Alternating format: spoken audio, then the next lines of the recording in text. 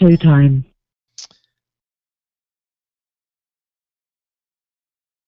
Hello, everybody, and welcome into a Wednesday edition of the Computer America Show. We are back and we are live, and we got a terrific show planned for you tonight. Of course, how can you do better than Intel?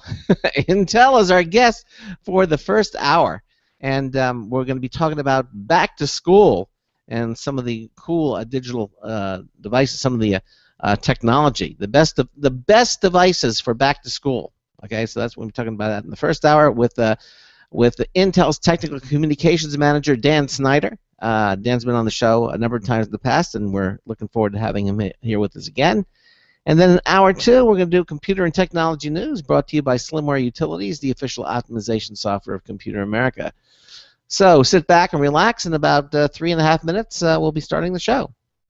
3 minutes until showtime. I stand corrected. 2 minutes and 55 seconds.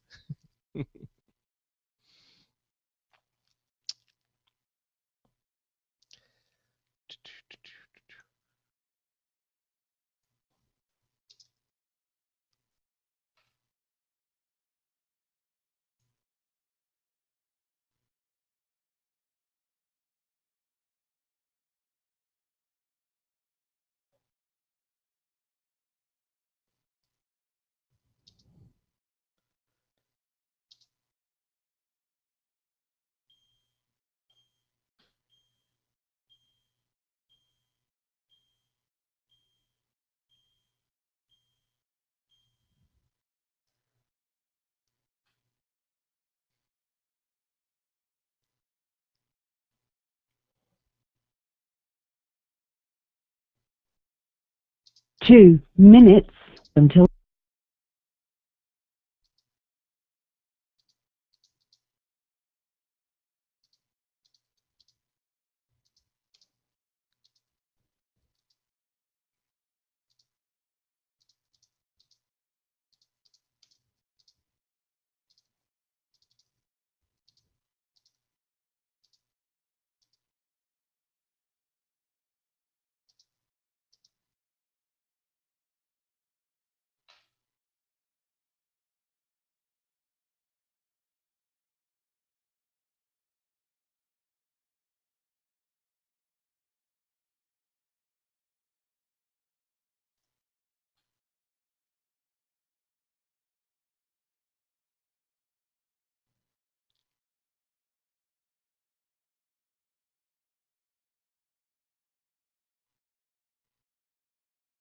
One minute until showtime.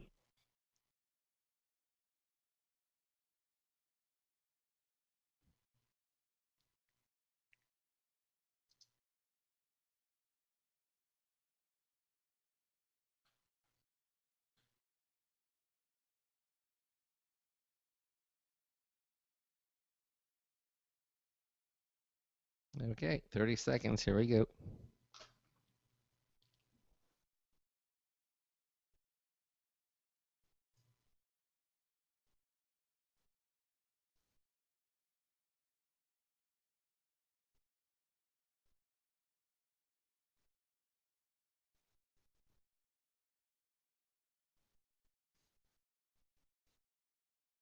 Okay, Dan, here we go.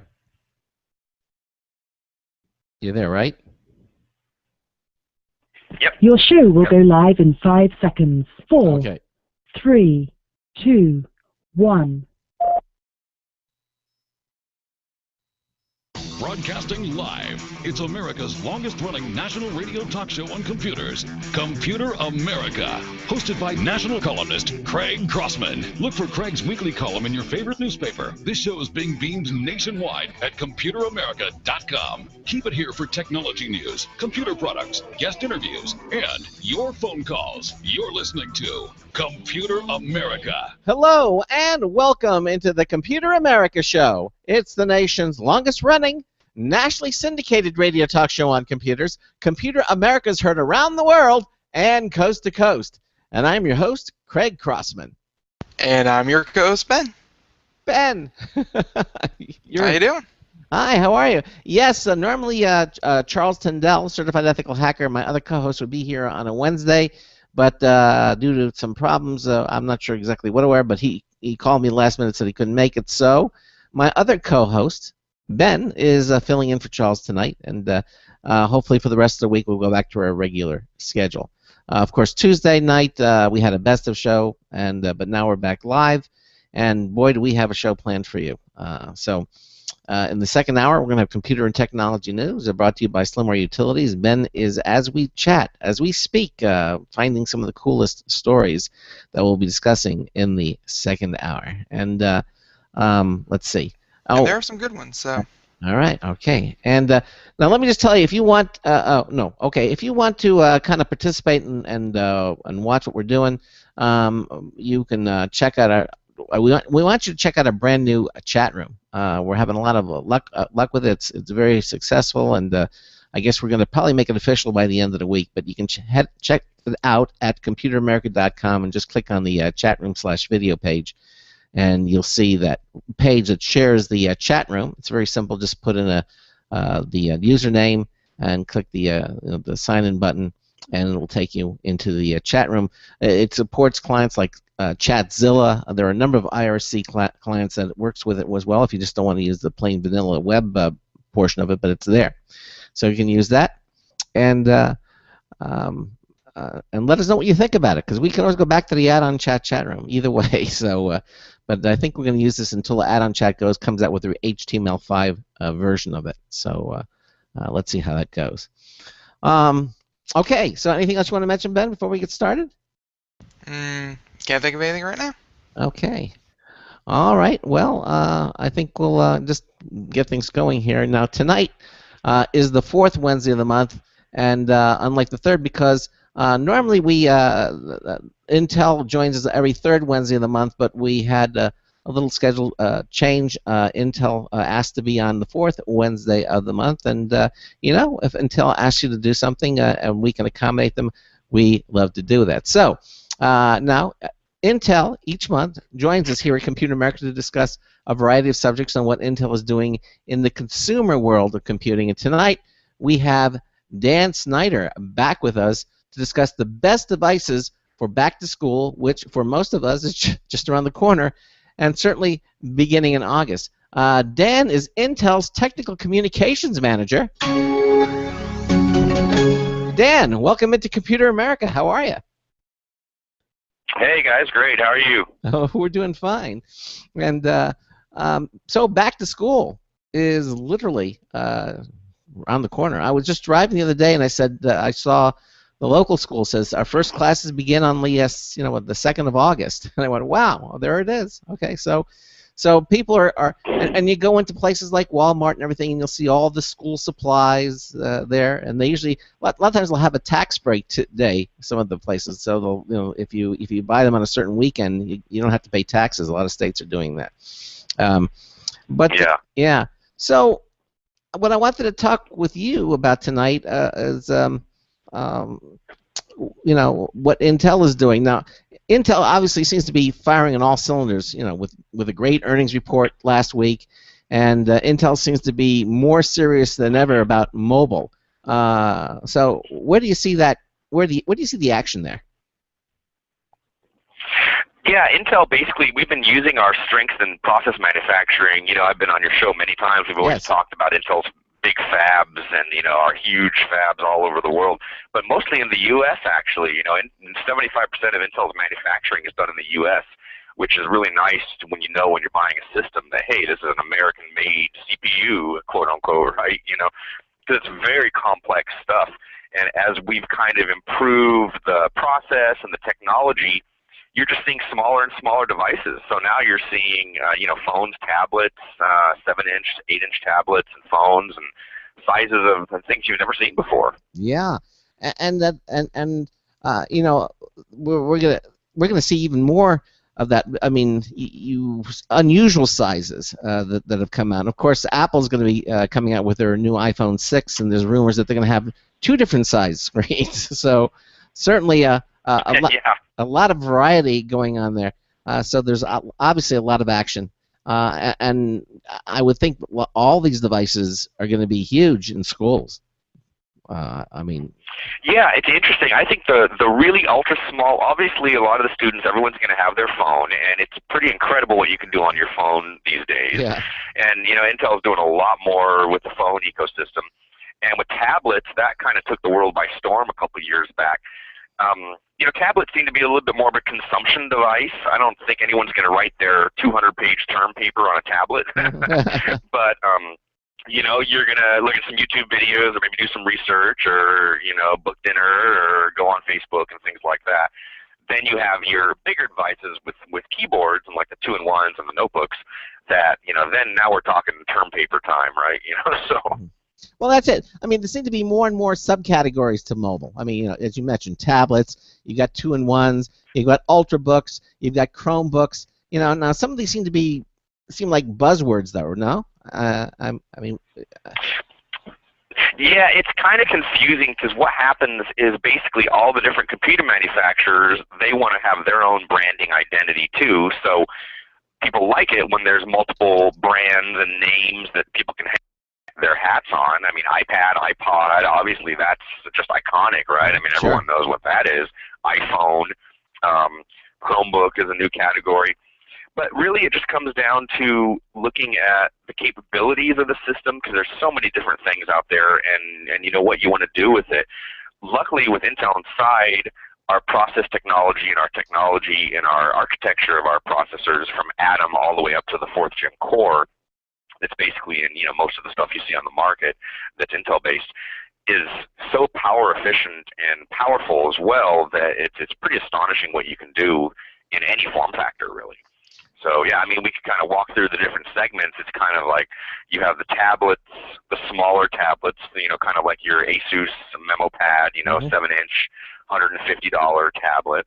And like I said, as you know, you're not going to write a 100-page term paper on a 7-inch tablet without a keyboard. But it's perfect for lots of other stuff and very powerful. And what I love tablets for, and you guys have probably done this too, is watching movies on a flight or something like that. It's just wonderful. A 7 or 8-inch tablet is really the perfect size for that, don't you think? Yeah, I would think so.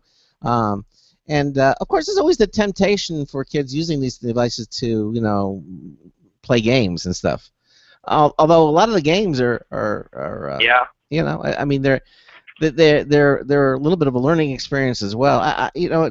It's hard to split the difference. Yeah, Ben, you're gonna say something? Yeah, and it's just hearing what you said before. It sounded like you were kind of talking about what college kids and term papers and writing things like that. I mean, I'm just trying to figure out where someone from the younger side of the back to school spectrum, I could definitely see them needing a tablet or a computer of some sort. Are you seeing like maybe younger kids needing tablets and computers more and more? Oh, that's right. That's a great point. And actually, because the younger kids, the 8-year-olds and the 5-year-olds aren't writing 100-page term papers, I guess. So I'm thinking about college, but absolutely, you see kids and tablets just kind of transforming education. There's obviously always that fine line of, like Craig said, if people are using this for what they shouldn't be used for, if it's just games and stuff like that, that is not good. But I know there's a lot of kind of parental control software that can be loaded on these, so certain sites can be blocked and things like that, and certain applications can be unlocked at certain times of the day for the parents' kids to be able to use them. Well, I think it's going to be they're becoming more like tools. I mean, and I think as with any tool, it's how you perceive that tool. I think a lot. I think we're seeing less and less of the older generation that they're kind of phasing out, and even the parents now themselves are part of this. The generation where they kind of grew up with computers and no, I think we're seeing less and less of the parents being kind of stereotyped as old fuddy-duddies, and they don't they wouldn't know where's the any key. I think that's kind of fading out. So they're becoming a lot more computer literate. But I guess there are some parents today that are trying to figure out which device to buy for the kids heading back to school. So maybe talk a little bit how the average consumer decipher and choose the right device for them, whether they're heading back to school or or whatever they're doing. Sure, exactly. Well, I think so much of it depends, as Ben just mentioned, on the age of your student. Obviously, a small kid, 6 to 8 years old, a tablet may be more appropriate in their school environment for the application that they're using in their classes. A lot of schools these days are speccing out certain systems too, and certain system levels, because of the applications that they choose and what they're using for their education apps in class. But I think anyone, high school, college, and above, you're definitely going to want, a tablet may be your kind of fun device to just kind of check out Facebook and watch YouTube videos. But if you're in high school and college, you're cranking out the papers, you're doing research, you're doing a lot of stuff. I think you're going to want that keyboard, and the 2-in-1s are a great compromise, because a 2-in-1 basically means that it's detachable. The keyboard comes completely off, and you've seen these like the Microsoft Surface Pro and all these systems that are real popular. The keyboard will come completely off, but it's always there, and it's wireless. So whenever you need to use it, you've got a full QWERTY keyboard, which, as you know from way back when, for typing those papers, is very important. So I think that's a great combo as you're looking at high school and college, is a 2-in-1 or an Ultrabook that gives you the lightness and the flexibility, but also the power, performance to do whatever you need. Yeah. Now, some of those systems that you mentioned will have a virtual keyboard if you want it to pop up. You can do that. But but the unit themselves are becoming so light that really there's really not that much. I can't see a kid saying to himself, "Okay, well, do I want to take the keyboard because I can't get it in my backpack?" Regardless of any weight constrictions ever. Yeah. Most of these computers that I think that we're going to be talking about, most of the computers that we're going to be talking about probably weigh half of what a single college textbook would weigh. Yeah, exactly. So. Right. Yeah. Exactly. So I think it becomes a non-issue. You're going to bring the keyboard as part of the system. It's so thin, it doesn't matter anyway. It's so light. You're just going to take it with you and use it or not use it. But the point is, you'll always have it available. When you do need. Right. Yeah, exactly. And and the other interesting thing that's happened, Craig, is that I think our generation, we were still used to keyboards. And I still have the big old USB keyboard on my desktop system at home. But the younger generation, 20 or 30 and younger, they're used to typing on glass, on iPhones, and on keyboards on glass screens. So for them, whereas I think for the older generation it can be kind of annoying to us, we're used to that tactile touch. The younger generation is totally used to it. So maybe a tablet without even a keyboard would work for them too, Yeah, no, I agree with you there. So let's talk a little bit about, I guess, making a decision. Let's take tablets. Just to kind of start, because we're kind of focusing on that. It seems like Intel is a couple of different Atom processor families, like Bay Trail and Clover Trail. So could you kind of help us explain the differences in how a buyer would know what they're getting? Yeah, it's a good question, and Intel, with a company of tens of thousands of engineers, is very good at coming up with code names and cryptic names and things like that. So you will see our Atom processor line. That's usually what's going into the tablets and to the smaller devices and phones. And we had our previous generation of Atom was codenamed Clover Trail, and our newest, latest, and greatest is codenamed Bay Trail. And we have a processor number, so if you look at it, it's Intel Atom ZXXXX, so a Z20-something is the older one, and a Z30-something is the newer one. So it's almost like how we do 3rd gen and 4th gen core with our core processors. But with Atom, you have a 2XXX and a 3XXX naming kind of structure, which this gets really techie and eyes can glaze over. But just kind of keep in mind that the higher the number, you're getting better graphics, you're getting better processor performance, and you're kind of getting the latest and greatest Intel technology. That's a good rule of thumb, and thank you for that, because so it's basically the higher the number, the faster, the better the processor, and that's Now, does that work through the entire Intel line of processors, or just basically Bay Trail and Clover Trail? You know, pretty much it does. We have a similar naming convention for our core processors. So 3rd Gen Core was around last year or 2 years ago. That was Ivy Bridge, and 4th Gen Core is our current core processor, which goes into desktops and bigger notebooks, and that's what was codenamed Haswell, if you remember that codename. Of course. So yeah, that's the latest and greatest. So if you see down at Best Buy Core i7 4322, that is better than Core i7 3654. You know, so we try to have that number there. Now, people who really do their research are going to go and see all the different little spec differences and everything. But in general, it's just good to know, you know. And then we have Core i3, i5, and i7 on the core product line, so that helps differentiate as well. Yes, that was a big help when I finally got I got the i7. At least I knew that was the top of the line, and then I could go for the different Hertz ratings for the different processors, because those can increase as well. And I guess it's nice to know that there's some guidelines, so you can kind of understand, you know, what kind of power processor that you're looking at to get. Of course, I would assume that they can always go to the Intel website and get more details on a particular processor, or if they see two similar systems with two different Intel processors inside, they can do a little research just by going to the website.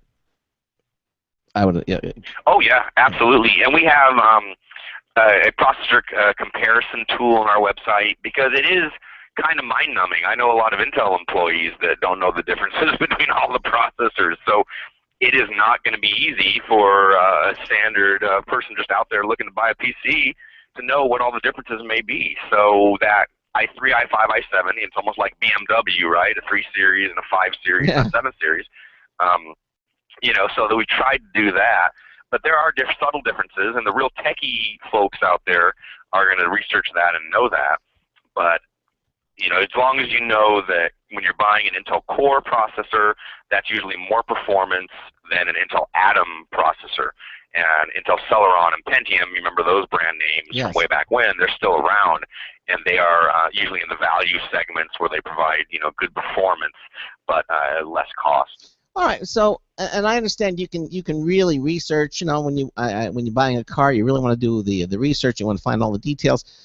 But let's say to the average person who wants to just pick up a system or a computer or a tablet. I mean, how important? I mean, if you're looking at tablets, I mean, how important? I mean, if you're getting it for yourself, I guess it's going to be important. But if you're getting it for your kids, I mean, where do you go? Look, I just want to look for the best price and just go that way. When does that become reasonable? Yeah, I think it's just always, and this is the same with any decision on any computer product you should ever buy. I've been Intel 20 years, and this was the same way back with the 386 too. Is you've got to look at what you are planning to do with it. If you're buying it for your kid and you know all they're going to do is pound on Angry Birds nonstop, then you want the toughest glass possible, and that should be your number one priority, right? So that should be your number one criteria, and you should buy a processor in there that is well suited to run those applications, which a lot of them are these days. You know, at least with Intel, you know you're getting the latest and greatest process technology, and reliability is a big piece of it, and high volume. And a lot of processors our processor lines now are conflict free, so that means we use only materials that are conflict free, not from any regions of the world that are shady in terms of some of the metals and the things that go into these things. So there's a lot of considerations there to think about. Oh, absolutely. Certainly. Of course, I think you can drive yourself crazy with you have so many choices now, and it's good. I'm all for choices. Yeah. But I think it all depends. If you're buying it for your kid, and then the other good thing. So we work very closely with all of the technical review websites. So I actually run a reviews program for Intel where we send out product, and we don't expect. We say write whatever you want about it, the good, the bad, and the ugly. We do not put any constraints on our review samples, and we send them to places like CNET or PC Magazine, which you may know, Laptop Sure. Magazine. These are major publications that you can go pick up in the airport on your phone before your flight, or you can read online on CNET or Engadget or Gizmodo. And they really run it through their paces, and they're very honest with us, and they've actually given us feedback that we've taken back to our customers and said, hey, 10 different top reviewers told us that they don't like the trackpad on these systems because they're too finicky. So what can we do together as kind of an industry to improve this, right? Oh, okay.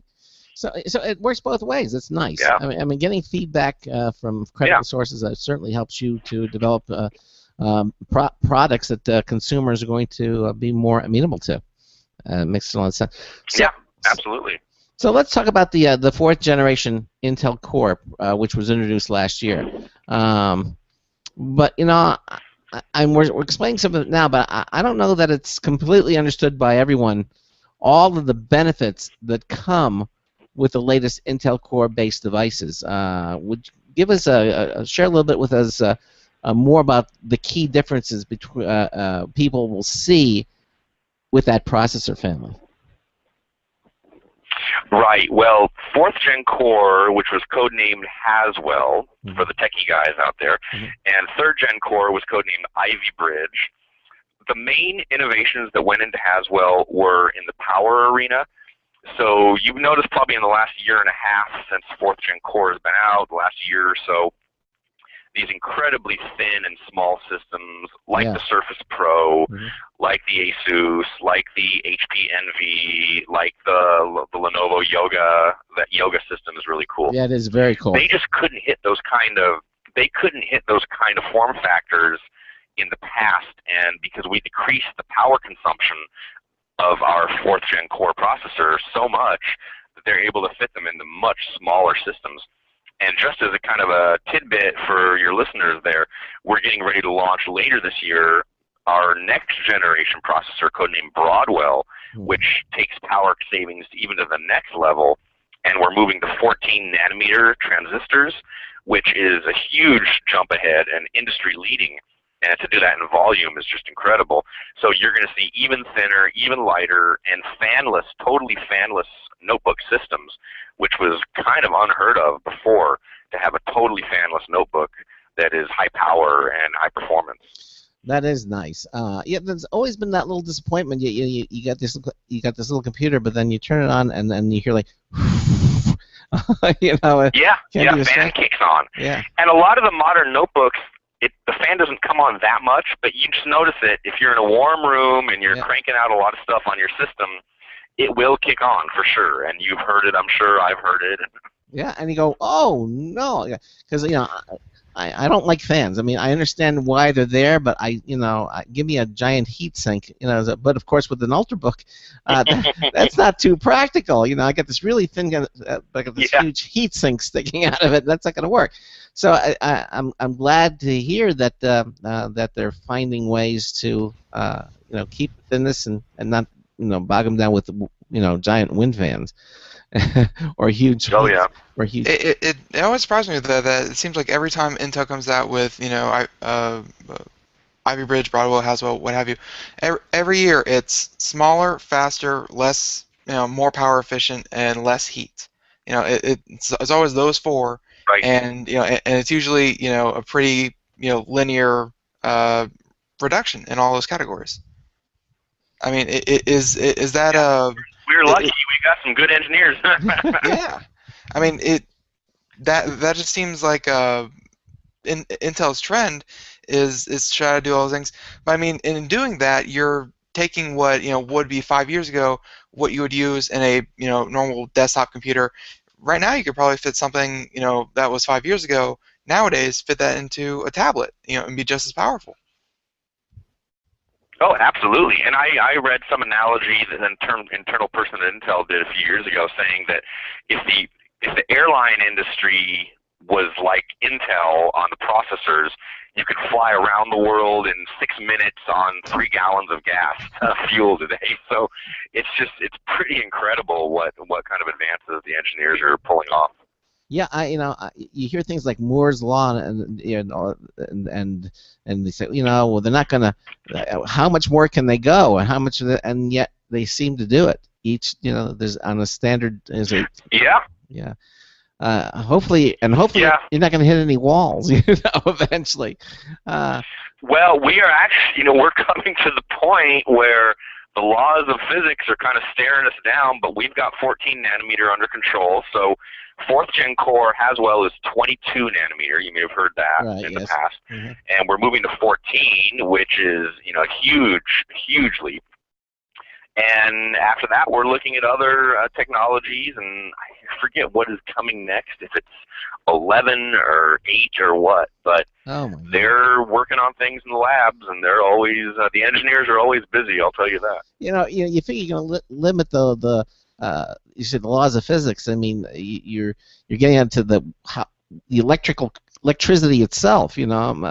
I mean, like, for example, you hear about communications, they're getting faster, but now when they bounce a signal off from a satellite 2 or 3 times and you're getting this little delay, it's because the limitation is the speed of light. I mean, they're coming up against they can't get it, because supposedly nothing goes faster than the speed of light.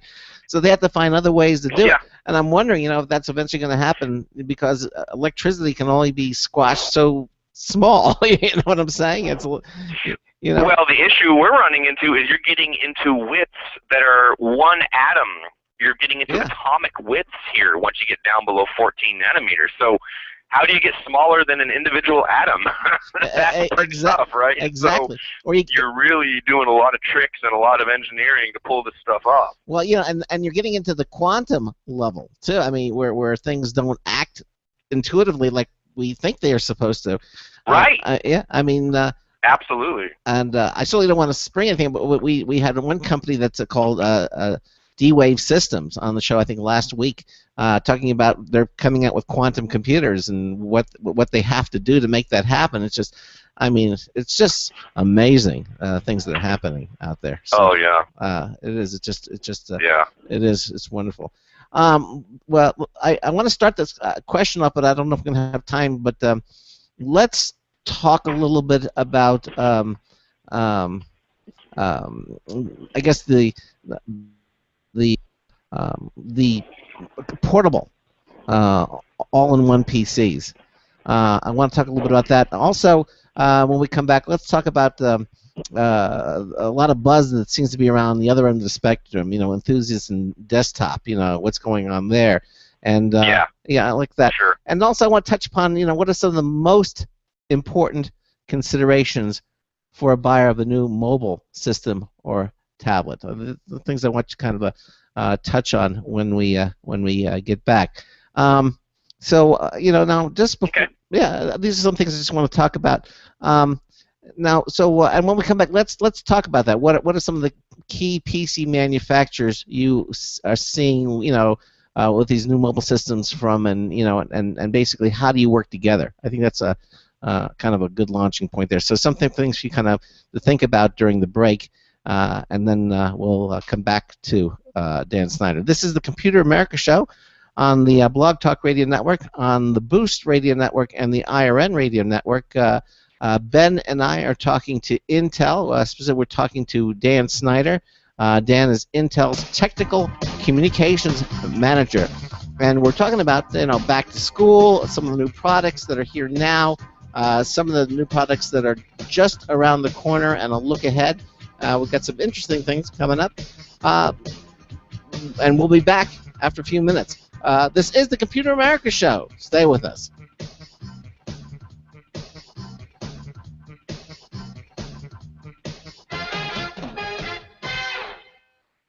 Hey everyone, have you heard about the No Hair Removal device that's sweeping the globe? If you want to go weeks without shaving and get smooth, professional quality results, here's our favorite host, Cheryl, for No Hair Removal. Thanks. Hey gals, I love talking about my No. It's this cute little hair removal system that you can take with you and use almost anywhere at home or on the road. No more expensive in-office treatments, painful waxing, and no more wasting your valuable time. Got unwanted facial hair? No has patented Thermocon technology that works on all hair and skin colors, so it's perfect for using on all body parts. And now you can take advantage of this incredible risk-free trial. Get the No-No, the facial kit, a travel case, and a $100 discount shopping card, and you don't risk a penny to try it. Try the incredible No-No hair completely risk-free. Call 1-800-953-5415. That's 800-953-5415. 800-953-5415. Looking for a best friend? Brother Wolf Animal Rescue has your best friend waiting just for you. Their mission is to protect and enhance the lives of companion animals and the people who love them. Their no-kill rescue shelter is open year-round, making it easy for people to adopt their best new friend. This year, Brother Wolf will find homes for over 2,400 orphan dogs, puppies, cats, and kittens. All have ended up as an orphan through no fault of their own. Brother Wolf has created a safe, nurturing environment where these special animals can heal emotionally and physically until they find a lifelong home. Their life-saving transport program brings dogs and puppies from overcrowded shelters in the south to rescues in the north where homes are easier to find. Brother Wolf Animal Rescue is a 501c3 organization. Make a donation. Visit their website at www.bwa.org.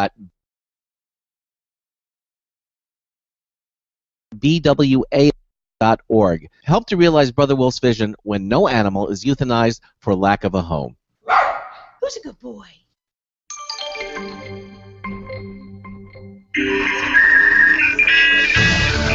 Oh, hello. This is Marty Winston for Computer America with a news tips bulletin review of the Hubbit Sync and Charge Station. Now imagine the bottom slice of a black pyramid, 17 centimeters square at the base, 3.5 centimeters tall, with a shiny flat black top. It's all plastic. The Hubbit Sync and Charge Station is a USB hub that has some cool things going on, but is ultimately disappointing. Wow. There's a USB-A port along the bottom on each of the 4 sides, and just above them, modules plug in with the retractable cords to a variety of connectors, an Apple 30 pin, a mini USB, micro USB, lightning connector. You can add 5 other modules sold separately, including wireless charging, Bluetooth, an SD card reader, more. When we removed its top, we see the 3x3 array of places for modules to go, but don't have a clue about how their connectors are supposed to be accessible through the lid.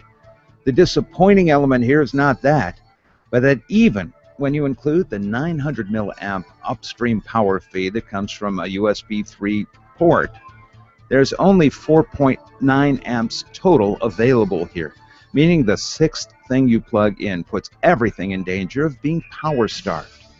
What we're left with is a USB hub that's bigger than others, facilities that aren't universally usable, and a bad power strategy.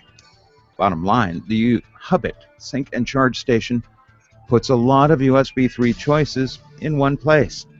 This is Marty Winston with a News Tips Bulletin Review for Computer America. I think I've pinned it. Welcome back to the Computer America Show. What I'm talking about, I think Marty Winston has that Mr. Rogers sound to him. Yeah, he kind of does now that you mention it. He kind of sits down and talks with you about what it is. And he tells you what he likes and what he doesn't like. Exactly. So. All right. So thank you for that, Marty. Okay. Yeah, we're here with Dan Snyder, who is the Technical Communication Manager for Intel. I love that. Craig said that was a good idea. So, yeah, we're going through back to school and all the devices that you're going to be seeing when you go shopping for devices, and what are some of the key PC manufacturers you're seeing with the seeing new mobile systems from, and how do you work together? Yeah, that's a great question. There's tons of new systems out there, and at Computex we unveiled, dozens and dozens of new designs for both Atom and Core in tablets and 2-in-1s and detachables.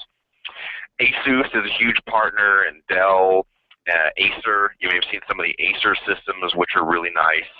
Microsoft has their Surface Pro.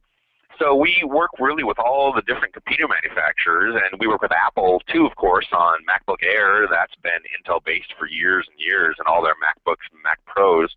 So we love them all, and they're great customers. And the way we work together So it's interesting. So I'm based in Santa Clara, California. We have a very state-of-the-art, futuristic lab with robots that do all these different touch and swipe motions, and they measure it with this crazy HD camera, $100,000 camera that can take like 10,000 frames a second, and it does this analysis of touch and swipe and the touch experience, because that's so important on tablets and phones. And we literally bring in some of our customers, and they look at the data, and they look at how they can improve their performance, and there may be ways they can optimize their code, and they can optimize their user interface and things like that to make it speedier and more responsive. Because when you have a touch screen and it's finicky, it's just a nightmare to use, right? It's just, you're feeling constantly like it's just buggy and finicky and stuck. Yeah, it's the little things that, it's not so much the big things, it's the little annoyances that, the slow swipe speed. So you don't just kind of, so someone doesn't just come to Intel and say, hey, we want to use your processors, and you start throwing chips at them. I mean, you actually do kind of test their hardware out to make sure it's a, quality product. Oh, absolutely.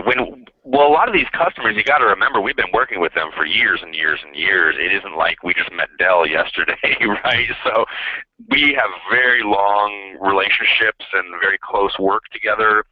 We give them tons of samples, obviously, and then there's the platform level things too, because Intel was so instrumental in USB and PCI, and we do the chipsets as well, which do all of the kind of peripheral functions such as USB and PCI and I/O and graphics.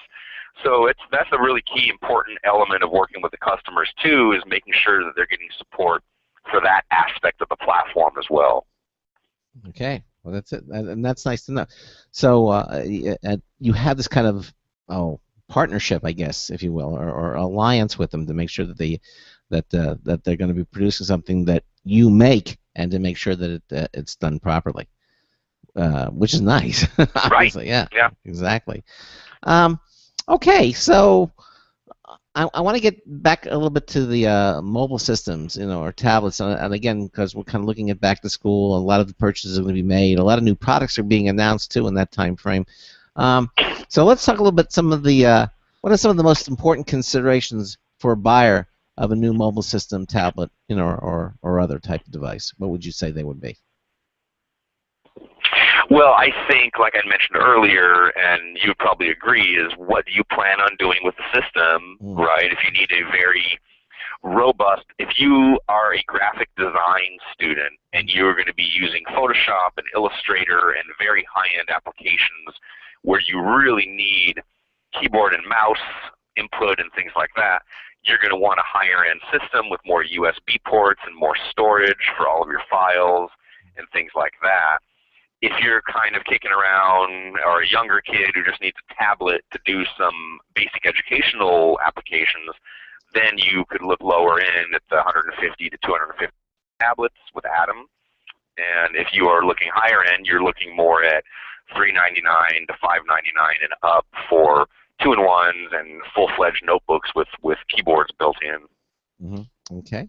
And another thing to consider is, obviously, you've been in the industry a real long time. I know we've been talking for years. Yeah. So remember the days when it was pretty much Microsoft World and that was it. And then Apple kind of snuck in a while back. Now we've got Android, we've got Chrome OS, you've got Chromebooks. You have all these different operating systems, and people have very strong preferences.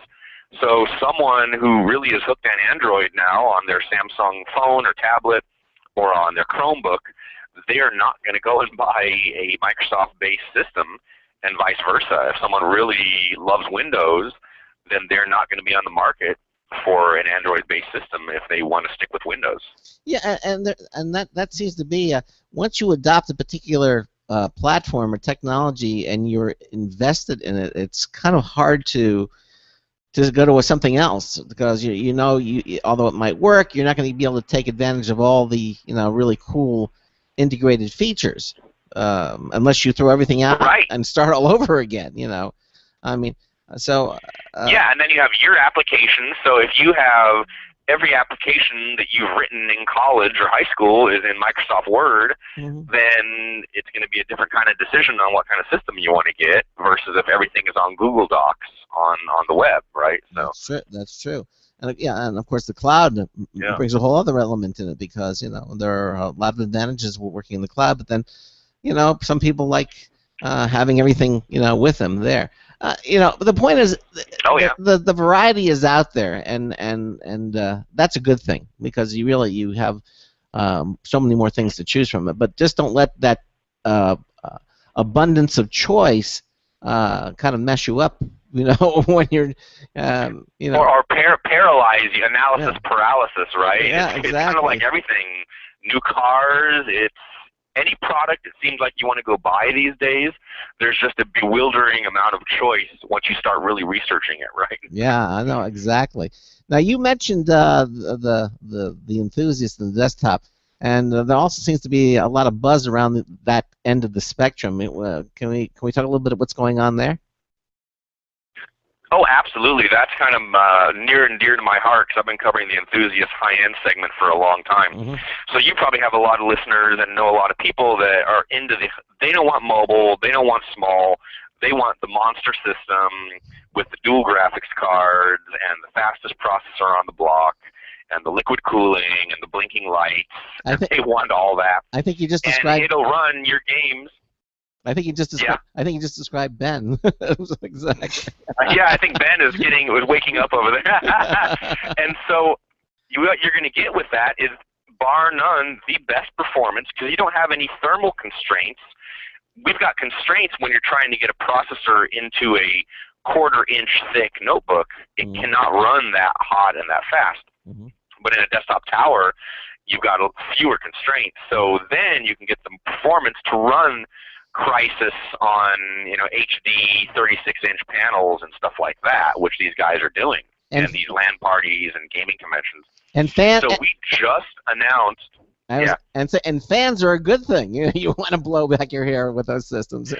Yeah, and luckily in this day and age, the fans are a lot quieter than they used to be because they get those big monster, big wide fans. Yeah. And you have liquid cooling too, so it's a lot quiet. Ben, you probably know this. I mean, the systems 5, 7, 10 years ago were like a jet taking off. Oh yeah. And now they're so much more quiet. Yeah. But some people like that. So we just announced at Computex, so you guys know Computex, right? That just happened in Taipei about a month ago in June. Our Devil's Canyon codename processor, which is the absolute fastest desktop on the planet as reviewed by a lot of the tech websites. And it is a 4th-gen core-based processor, Haswell, but it is just the highest clock speeds and optimized for overclocking, which a lot of these guys do, where they run it a lot faster than spec. So it's really kind of the darling of the enthusiast community now, and the baby burn processor for the desktop guys. Yeah, and that is the coolest and the lightest if you're looking for it. Yeah, and not to get too technical here, but do you recall how fast it got? When they overclocked it?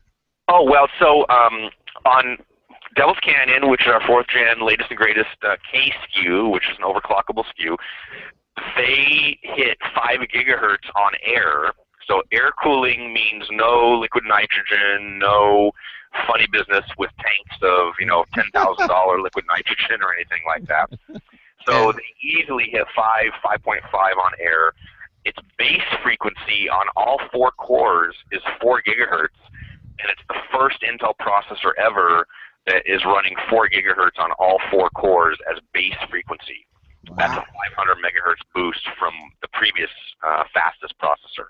So even at base, if you're not overclocking at all, you're getting a 500 megahertz boost from anything we had before. So it's pretty dang fast. Yeah. That's and I'm glad they got that way. I mean, what overclockers do today, that's eventually what's going to be, 3-4 years down the line. That's what everyone else is going to get. And it's interesting because you've designed. Yeah, right. You designed. I remember at first, it was frowned upon greatly by the processor manufacturer that, you can't overclock this. We're going to restrict it because you don't want. But now you actually make this line where, hey, if people want to do it, go for it.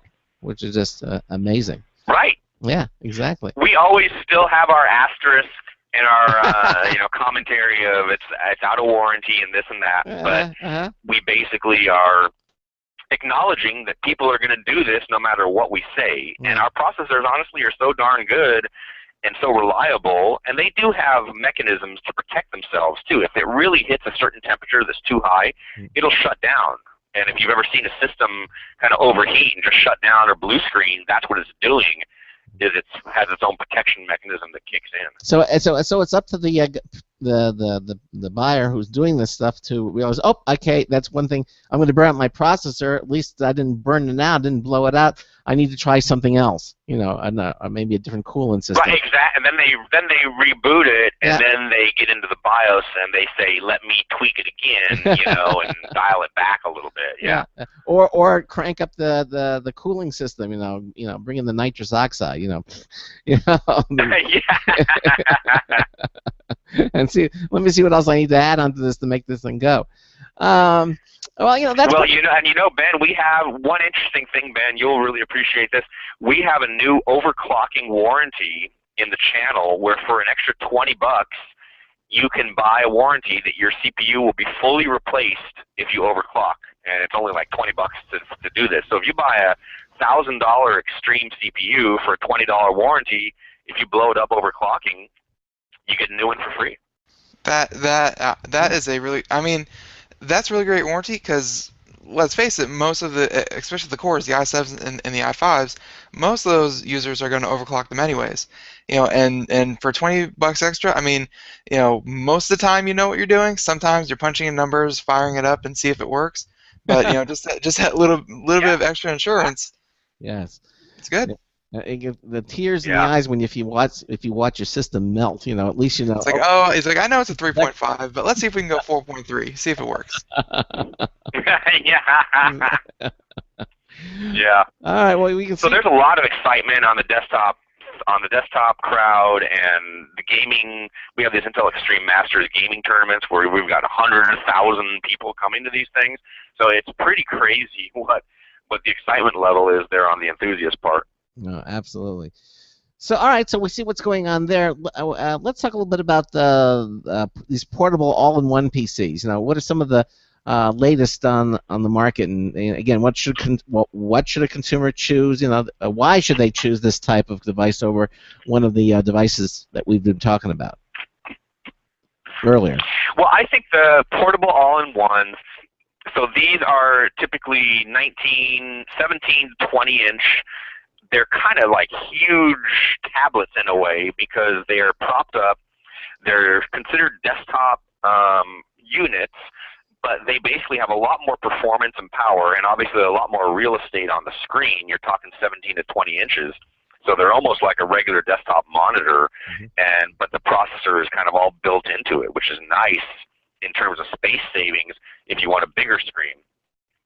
They tend to be very good for families that want to play the board game applications, such as Monopoly and Jeopardy and Wheel of Fortune are apps on these devices now. So I've seen a lot of demos of people doing Monopoly on the living room table, and it's pretty cool on a 21-inch desktop all-in-one.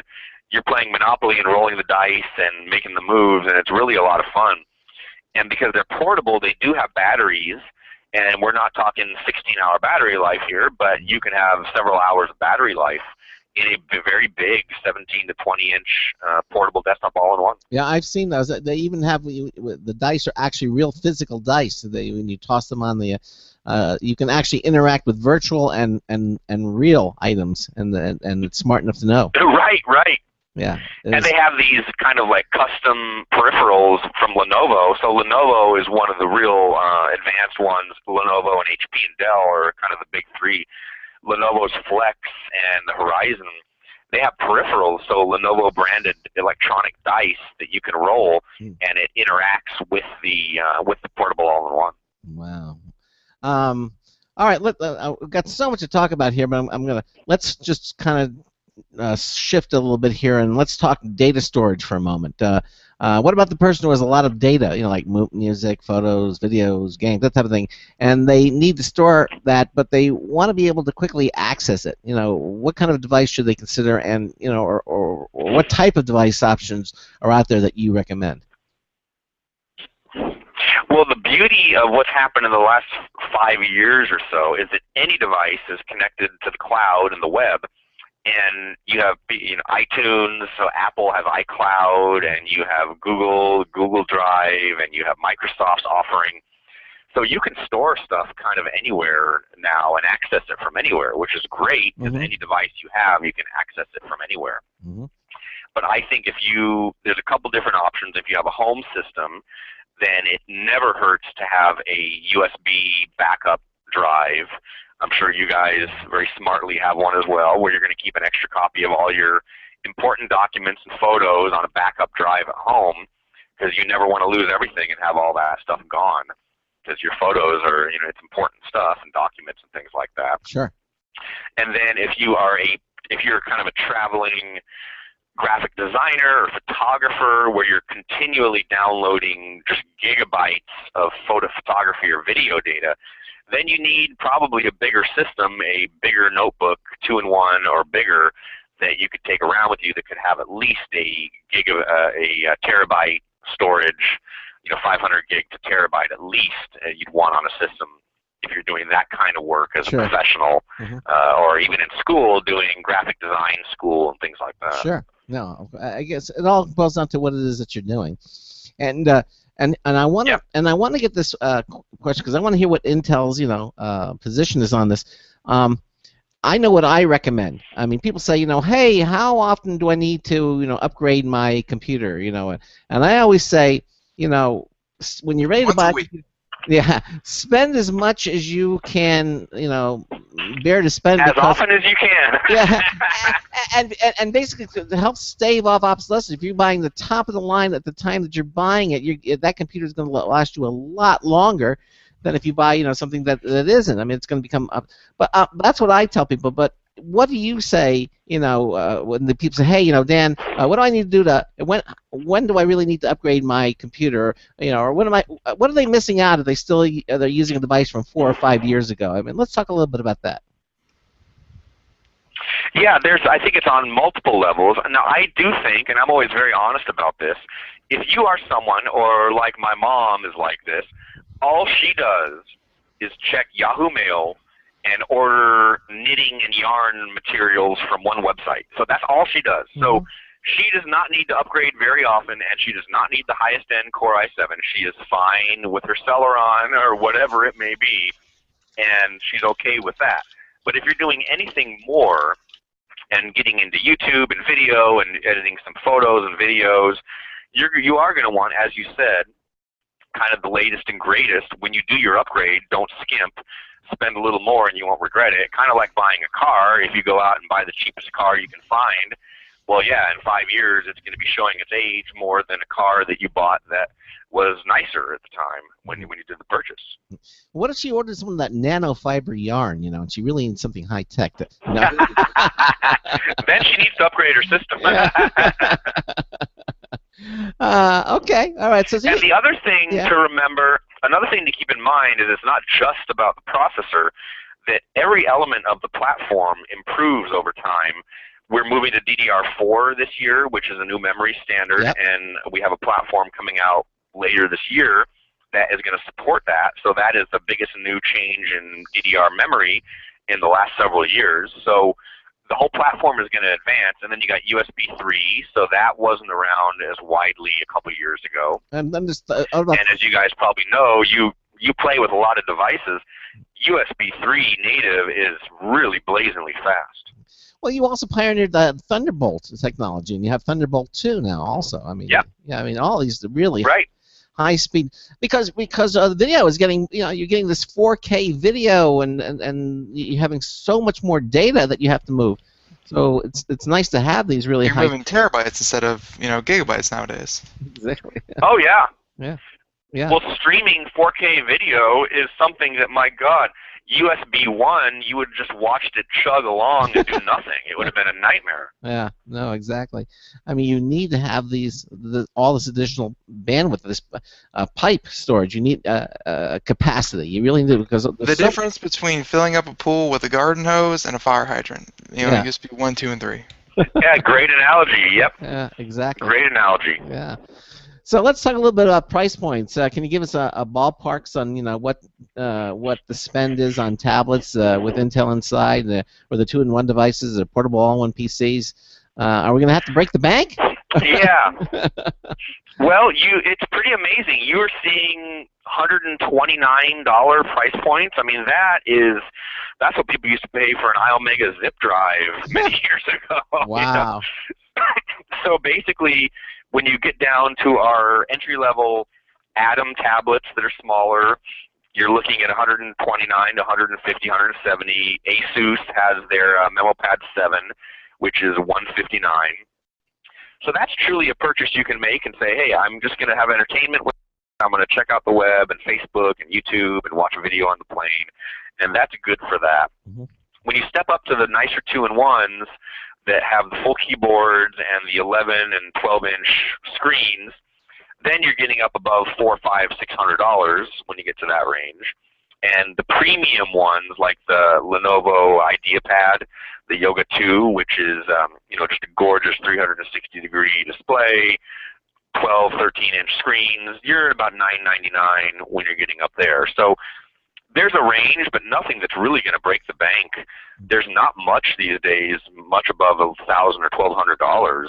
Yeah, compared to the old days when I started. You'd see people spending $6,000 for a computer. Remember that? Oh yes, I know. And then the capacities and speeds are so small on those. It's amazing what we spent. But I'm thinking, 20 years from now, they'll look back, or they'll be looking back at what we did, and they go, oh, I think it's never going to end. I think you spent $999. Exactly. Oh my. But Craig, by your own analogy, I mean, those people didn't have to buy a new computer for probably 3 to 4 more years than everyone else. Yeah. If they spent $6,000, everyone was spending $200-$300. That's true, but I think it's past that point a long time ago. Hey, I'll tell you. So if they want more information, obviously, I guess you can go beyond the information on Intel.com. What other places do you recommend that they visit? Any favorites? Well, we work so closely with CNET and Laptop Magazine and AnonTech and Tom's Hardware. I'm sure I'm preaching to the choir. Your listeners out there go to those sites all the time. And we definitely recommend those. Those are great, kind of unbiased third parties that are speaking with their own opinions and their own data. So that's always good. And yeah, Intel.com will have tons of information on our products. For more kind of press flavor of our products, we have a newsroom where you can go and download all the latest press releases and high-res images of our products and things like that. Yep. So if anyone's interested in that, they can go to a newsroom.intel.com and see all that information. And again, it's really easy to remember. But if you go to computeramerica.com, go to our show notes page, you'll see today's show, July the 23rd, and we have the link to the Intel website. It's actually the direct link, so it'll take you right there. It makes it really simple, and that's always up at computeramerica.com. Hey Dan, time just flies by way too quickly, and certainly would love to have you back on. Just in touch. I mean, you're so very informative, and we really do enjoy having you on the show. Thank you, guys. Well, it's a great opportunity, and we really appreciate it. No, Dan, listen, again, thanks so much for being with us here. Intel.com, or again, go to our show notes page at computeramerica.com and check it out for yourself. Dan, I hope to see you again soon, okay? Yep, will do. All right, take care. Have a good one. Good night. Bye-bye. You too. All right, bye-bye. All right, so there you go, Intel.com. And hopefully some tips for you as we enter in the back to school time. Coming up next, we've got stories, computer and technology news, brought to you by Slimware Utilities, the official optimization software of Computer America. Ben, you picked up some real good ones. That's all coming up in the second hour. There's some fun ones, yeah. Yeah, and another news tip bulletin from Marty Winston, too. That's all happening. Stay with us. Broadcasting live. It's the only national radio talk show on computers to air every weeknight. Computer America. Hosted by national columnist Craig Crossman. The first hour's behind us, but there's still more of tech news, tech talk, and your phone calls. We're being beamed nationwide at ComputerAmerica.com. You got computer problems? Bring them on. You're listening to Computer America. Computers run the world, and we run computers. Call us or send us an email to live@ComputerAmerica.com. Hello and welcome into Hour 2 of the nation's longest-running, nationally syndicated radio talk show on computers. This is the Computer America Show, and I'm your host, Craig Crossman. And I'm your co-host, Ben. And we had Intel on in the first hour. That's right, talking about back-to-school hardware and what to get, and what's available. And a point that I kind of wanted to make, but I didn't get around to it, was the more I was thinking about tablets and college students, because, he was talking about how much work they have to do, and tablets are more consumer, or more consumption. More and more textbooks are, luckily, getting ported over to, e-reading devices. And right now, I don't know of any, just college textbook e-reading devices, but if there are lots of applications out there that work really well on a tablet, because tablets and books, hand in hand. Mm-hmm. So, college textbook, and if you're a college student, sure, you're not going to be typing on one, but if you're just going to be, flipping through a textbook and then using another device to type, mm-hmm. That's where a tablet would really shine. Yeah, it would. It would, absolutely. Well, again, that interview is available.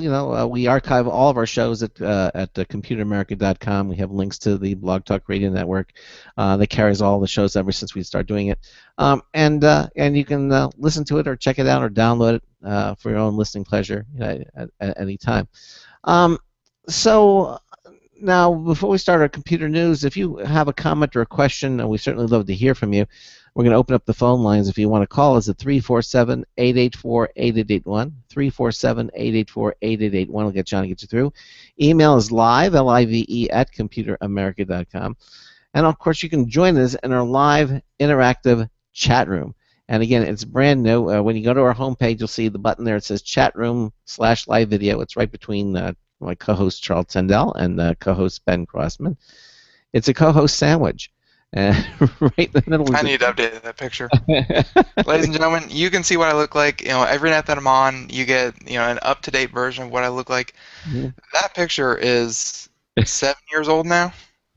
Well, but it still looks like you. When you shave, it looks like you. Okay. And what you can do is you can go to our chat room page, and again, it's our the Freenode IRC, and just put in any nickname you want, and type in the little authentication code and hit the connect button, and it'll take you right to her. And again, it is Java free. Okay, this is one of the reasons we're using it, because unfortunately our add-on chat room is a Java-based chat, and it was causing all kinds of problems. I've been assured that add-on chat's going to have an HTML5 version of their chat room soon, and so when they do that, we'll probably go back to the add-on chat room. We don't mind going to other technology that works well, works great, is efficient, all that good stuff. Yeah. But we don't mind using IRC either. Yeah, we'll use it, but I still like the add-on chat room. There's things you can do in there that it's well polished. Yeah, it's well polished. Just a little out of date. Yeah. I'm confident they'll get the HTML5 version, though. And also, while you're there, sharing that same page is our live Computer America video streaming page, and that's brought to you by Other World Computing. Quality products, expert support since 1988, celebrating its 25th anniversary. Please visit them at their website, www.macsales.com. And, they have such a wide variety of products for Apple, for PC. If you're looking for memory, even for your legacy Macs, portable battery replacements, they have them all the way back to 1998, and they even have installation videos, how to put these things in. And they have their own YouTube channel, so it's very easy to use. They have their own blog, RocketYard.com. You can check that out as well. And the other thing is that anything that you order from MacSales.com, anything over $49, you get free ground shipping. And for 80% of the locations in the U.S., that means you're going to get their product in about 2 days. That's how fast it is. So head over to www.macsales.com and check out all the great things. Even if you have a PlayStation 4, you're looking for a new upgrade drive, you can upgrade your drive to a terabyte drive for $115. And they give you a flash memory stick and even the screwdriver to put it in. I mean, and that's a hybrid drive too. It's a hybrid drive, so it's going to make your PlayStation 4 scream fast. So, again, check them out at www.macsales.com. Okay? And tell them we sent you. Okay. So that said, let's do some computer news. All right? Unless you have anything else you want to mention? No, I think we're ready to get to some of the good stories we have. Let's do it.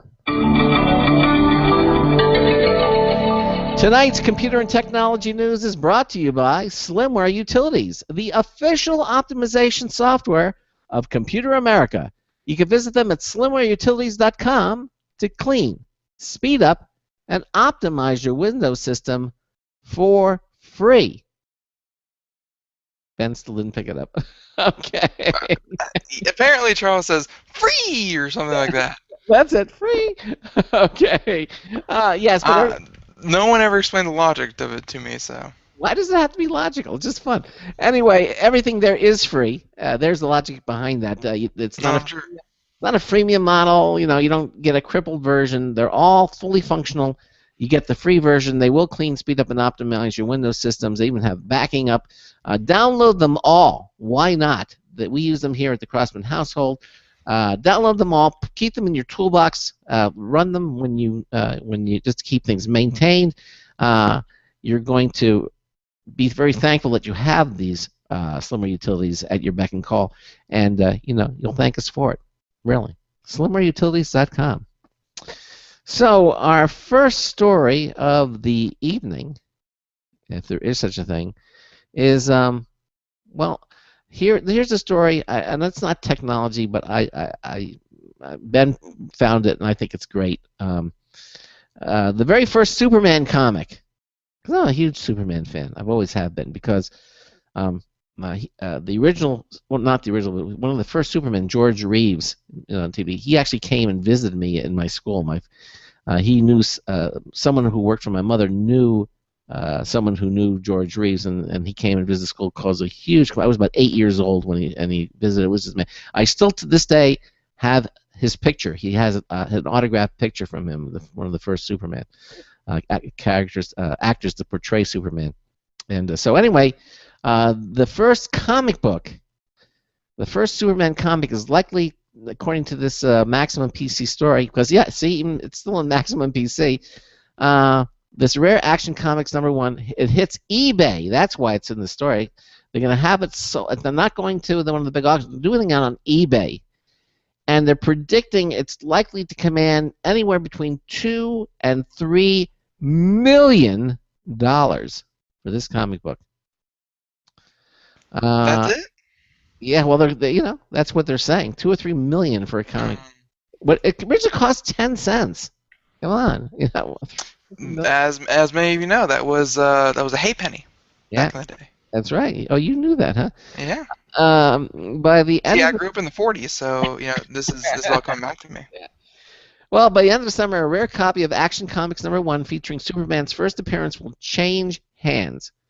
The valuable comic is going up for auction on eBay, where it will almost certainly fetch around $2 million, if not considerably more.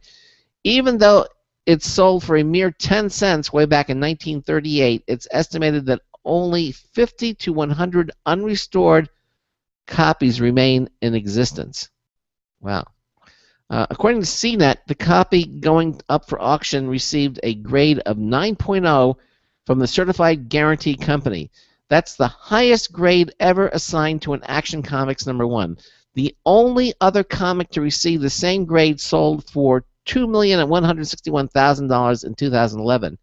Hey, a buck went further in those days, I guess. It was owned by Nicolas Cage and had cream-colored to off-white pages compared to the one that's going up for auction, which apparently looks brand new. This had to be owned by someone who was a real collector lover.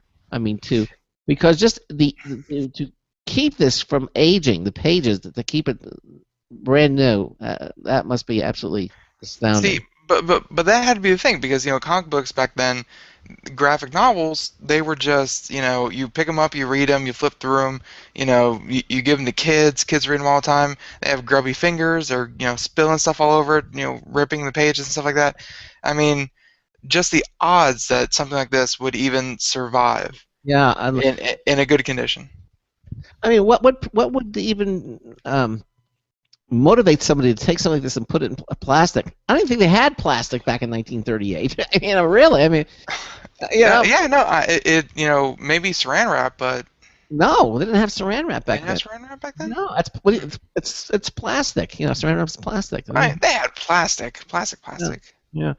Well, evidently, according to the quote, the quality and preservation of this action #1 is astounding. Again, of course, from the CGC primary grader said in a statement, it looks and feels like it just came off the newsstand. It is supple, the colors are deep and rich, and the quality of the white pages is amazing for a comic book that's 76 years old. I assume they know this. They're assuming they're certifying and saying it's not a forgery. Some of the proceeds for the auction will be donated to the Christopher and Dana Reeve Foundation. Christopher Reeve, of course, was in the 70s when they made this Superman. The more popular Superman. One of the more popular Supermen. Yeah, but I still think the latest one, Man of Steel, is the best Superman I've ever seen. I mean, he did an amazing job.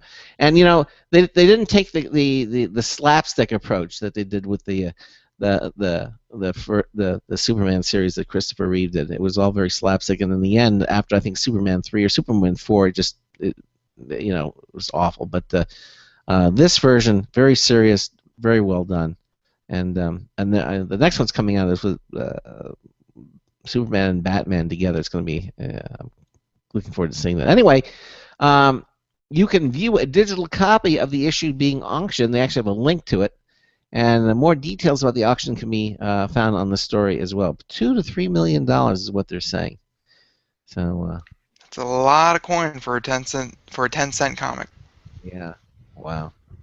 They do have it. It looks like it's wrapped in plastic, though. They look like they have it this way. And you can. The only thing I can think of, what would modern day be in 60 years? What would command this kind of thing? And it's either going to be like an Apple II computer, or even like an Apple I computer, and one of those just went up for auction with like the new user manual and everything, or Beanie Babies, because those are coming back, I think. By the way, you can actually, with the link, you can actually turn the comic page by page and look at it. It's very, very cool how they've done this. So you can actually see the comic book and see all. Is it interesting? Yeah, that's extremely interesting. Okay. Well, anyway, I knew that was a story that you probably wanted to do, but I wanted to do that one. So. No, either one of us, as long as the listeners liked it. Yeah. Later on, we are going to have a story.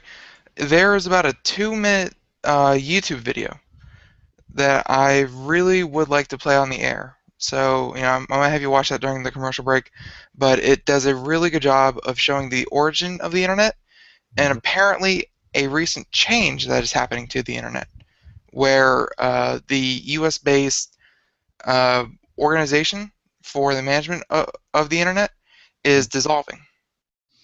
Really? So yeah, and this little 2-minute 30 video clip, explains it very well and shows exactly what's happening. So I'm gonna have you look at that and check that out. Okay. Okay. Yeah. But in the meantime, one of my favorite things to talk about has always been video games, as Craig is so eager to point out. Yeah. And this one from Maxim PC and Paul Lilly, and it's that EA explains the decision to delay Battlefield Hardline to 2015, which is surprising. So Visceral Games will use this extra time to make stability and feature improvements to Battlefield Hardline. So Electronic Arts originally planned to release Battlefield Hardline on October 21st, 2014 for all the Xbox and PlayStation consoles and PC. But as any gamer knows, release dates are kind of like rules. They're meant to be broken or ignored. Very true. In this case, EA announced it's delaying Battlefield Hardline until quote-unquote early 2015, so that Visceral Games has more time to implement features born out of feedback from beta players.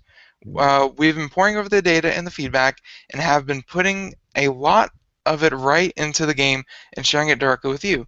This feedback also spurred us to start thinking about other possibilities and cool ways we could push Hardline innovation further and make the game even better. And again, this is all a quote from EA. The more we thought about it, the more we thought about these ideas, the more we knew we had to get them into the game you'll all be playing. However, there was only one problem. We would need more time. Time we didn't have if we decided to move forward with launching in just a couple months. So EA offered up some vague details on what will get added between now and the game's release, and namely, they will shore up the multiplayer experience, which is very important for Battlefield, with new features, with new feature ideas that came direct from the community.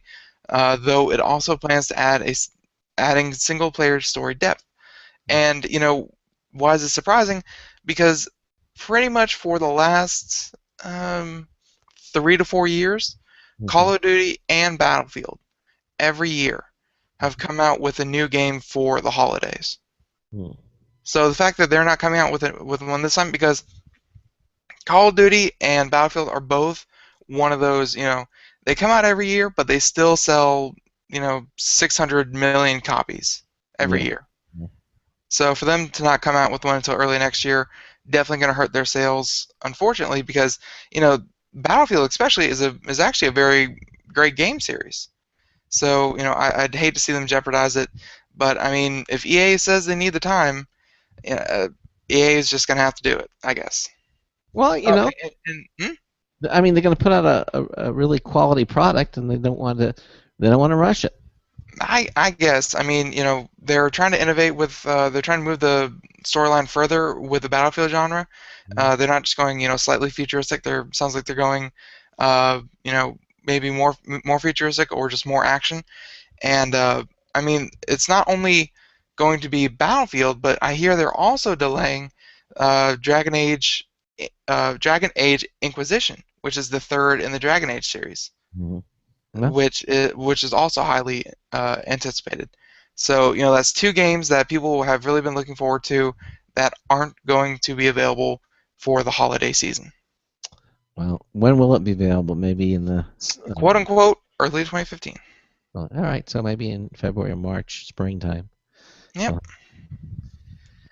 Well, I think my hat's off to them. They want to do it right, and they're not being ruled by the almighty dollar. They just want to do a really good product, and so I can't fault them for that. You can though, but it's okay. Okay. Because they're EA.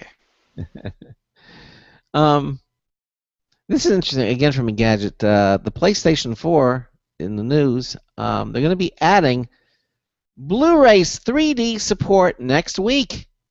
And this story just came out about an hour ago. After Microsoft announced the Xbox One is going to get Blu-ray 3D support and an update soon, Sony's PlayStation Europe arm has responded by finally revealing the same feature is coming to the PlayStation 4. There's no word yet. Don't you just love competition? I mean, it keeps everything moving, There's no word yet on any other home theater-related features we'd love to see make the jump from the PlayStation 3 to the PlayStation 4, like Bluetooth remote, DLNA, MP3 playback, But software update 1.75 is the one we're looking forward to. It's hard to say which is the bigger coincidence, that this feature is confirmed just days after the Xbox One, or that it comes as we're finding out about the PSN outage settlement. Hey, at least it's not another stability update. And by the way, they have an update to the story. The PlayStation US Twitter account has chimed in and done one better, mentioning that firmware 1.75 will arrive next week. Still no word on any other changes, but that will probably put it ahead of the Xbox One and give you enough time to order Gravity in 3D from Amazon. You know, I saw Gravity. It finally appeared on the one of the DirecTV. Is that the one where they're in space and you see them like tumbling away? Yes, exactly. You know, and I didn't think it was going to be that interesting. It was, you know, I had it. I figured, okay, I'll watch it. You know, it's part of the, you know, one of the HBO things. They released it, and I was very surprised. Really? I enjoyed it. Yeah, I enjoyed it. The premise of it seems like it could have been wrapped up in 5 minutes. Yeah, you would think. That's what I thought. Oh, come on, how can they stretch this? But they did it, and I think they did a pretty good job with it. I was quite surprised with it. So I found it. I find myself watching it, and I said, "Oh, I'm going to turn it off any minute." But you know, something kept happening. Another thing would happen. It was interesting. Another thing, and I got sucked into it. I actually enjoyed it. So okay, I've never seen the movie before. Yeah.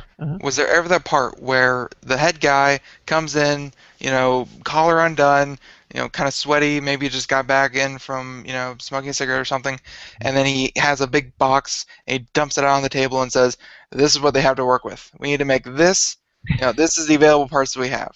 We need to get them back to Earth." I think you're thinking of Apollo 11. Yeah, exactly. With Tom Hanks. That was a good movie. That one was a good movie. Yeah, I enjoyed that because you know what? Because it was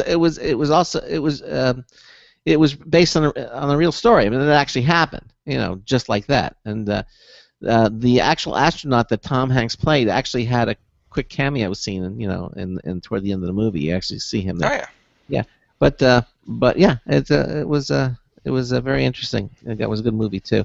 The other one I liked was the one from Scorsese did a film, Mission to Mars, with Gary Sinise. That was also a good one too. Hey, that was with Arnold Schwarzenegger, right? No. That was Total Recall. Total Recall. No, this is. I always get those two mixed up. But that was a good one as well. What I am looking forward to is this Friday. Of course, I'll see it on Saturday or Sunday. Is Lucy is making its debut. I want to see. Your mom and I are going to go see that. I want to see that. I want to see it.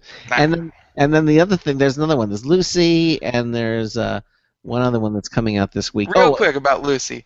Yeah. Anyone who believes that human beings only use 10% of their brains is probably only using about 10% of theirs. That is such a false number, and I don't know why it keeps sticking around, and I don't know why directors keep plugging it in, between Limitless and Lucy. I don't know why they keep plugging it in as like a plot device. I liked Limitless. I really enjoyed it. They can be great action movies and great thrillers and all that kind of stuff, but to use it as like the main plot point, no. Bad directors. Did you see Limitless? I did not. It was Robert De Niro was in it, it's Brad Brady, something like that. He starred in it, but I enjoyed it. I've watched it a couple of times. I think it was very, very entertaining. I know now. Earth to Echo is out. Bradley Cooper. What? Bradley Cooper. Bradley Cooper. Thank you. Earth to Echo is coming out. Has already been out. I haven't seen that. But the other one that's coming out with Lucy is Hercules, is coming out, and I might go see that. The Rock, yeah, I think is about 47 years old. Dwayne Johnson. Mm-hmm. Okay, wait, he's either 47 or no, I'm sorry, 42. Whoops, my bad. He's 43 years old. He's in his prime. I have never seen him look bigger than he does in Hercules. Yeah, he's he is huge. It's all CGI. No, it is not. The Rock is a rock. I mean, they actually had Hercules has actually done a great job of viral marketing, where they kind of release screenshots and screen caps and things like that to the internet, put it on like the popular sites and then mix the rounds in social media and things like that. Mm-hmm. And in Hercules, one of the ones that I saw was Dwayne Johnson, The Rock, main character, mm-hmm. playing patty cake with one of the crew members' daughters between scenes. So they show him sitting there in one of the chairs, and I mean, his biceps are like 30 inches. Yeah, because again, it's all shot from the side, and then they show like this little girl who I'm sure if Dwayne Johnson ate the little girl, he wouldn't get enough calories for the day from eating that little girl. And they're sitting there and they're like face to face each other in you know in chairs, and they're playing patty cake with each other. Yeah. And of course he's in full costume and makeup. You know, he's hilarious. They moved Lucy. Lucy was originally supposed to come out August the 8th, with the same week Teenage Mutant Ninja Turtles was supposed to come out, but they bumped it up. There was a couple things, and then also Jupiter Ascending is moved down. I think when they came out with the police film that they did, they moved it down. Earth to Echo, I said, is out. I haven't seen it. Transformers 4, Age of, I haven't seen it. It's out. But the other one I'm looking forward to is on August 1st, Guardians of the Galaxy. I'm going to go see that. That looks really Really? You're going to go see that? I think that looks like a funny movie. I'm going to watch it. That has potential. I mean, if that movie is done well, yeah, I could easily see a very high-grossing trilogy coming from that. Yeah, I think it's Marvel. They're gonna put the bucks into it. So I think that's it's gonna do well. And again, you know, bring it back around. Bradley Cooper again is the voice of Rocket the raccoon. Oh, that's right. He is. Yeah, that's right. Exactly. That's true. That's right. Some interesting movies coming up.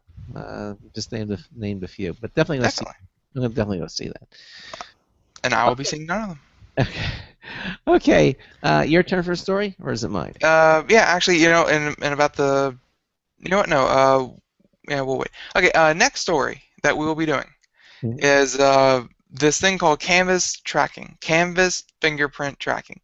Okay. So this one is from BGR, and it's the creepiest internet tracking tool yet is virtually impossible to block. Really? Yeah, and this just came out today. No, I'm sorry, yesterday. And internet users who are actively trying to make sure their online activity isn't tracked by websites or government agencies should know that there's an even creepier tracking tool out there used by a variety of websites, everything from whitehouse.gov to others. And it's almost impossible to block.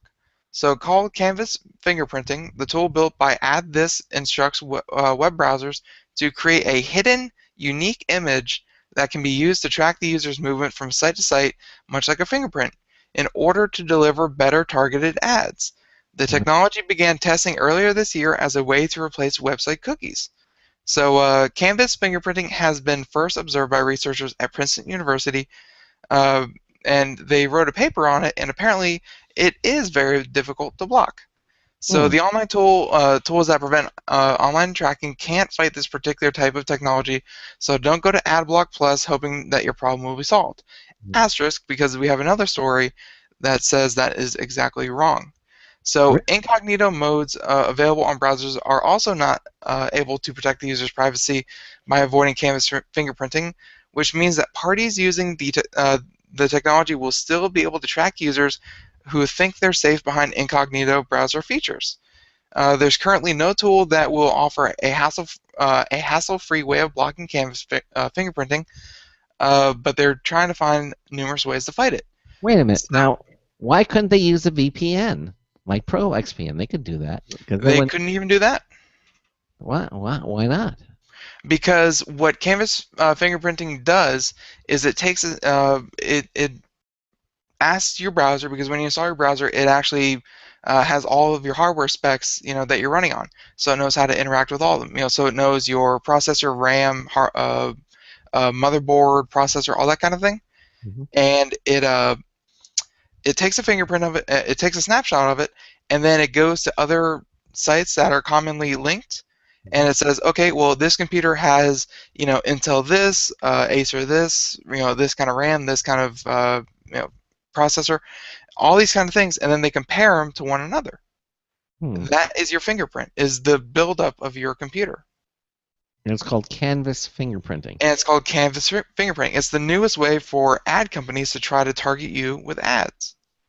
So that's why they're saying it's almost impossible to block, because, you know, just like how, and I mean, don't get me wrong, there's lots of computers that are built, mass-produced, and have the same fingerprint, but by and by, you know, it's pretty easy to see, you know, what computer goes where.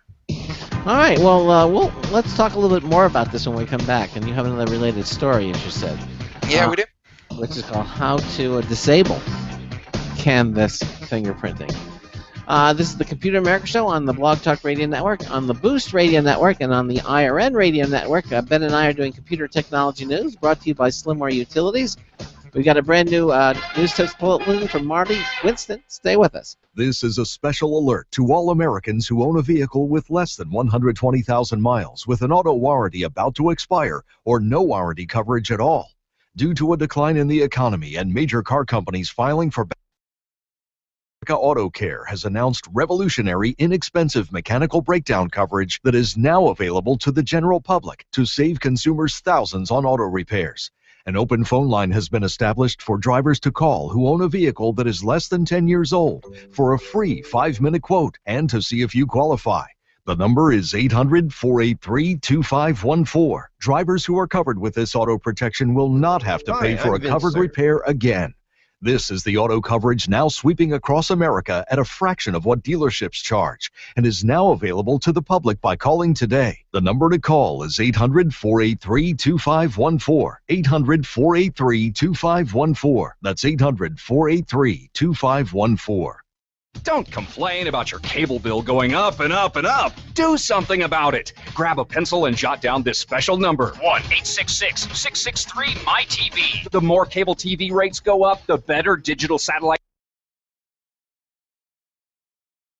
channels in 100% digital quality for less money. Call 1-866-663-MyTV right now to sign up for packages starting as low as $19.99 and up to 4 rooms. And there's no equipment to buy. That includes your free HD TV upgrade, your free DVR upgrade, and your free professional installation. And the best part, the pristine digital picture and sound. Call 1-866-663-MyTV. So, what are you waiting for? Pull out your major credit or debit card. Call 1-866-663-MyTV.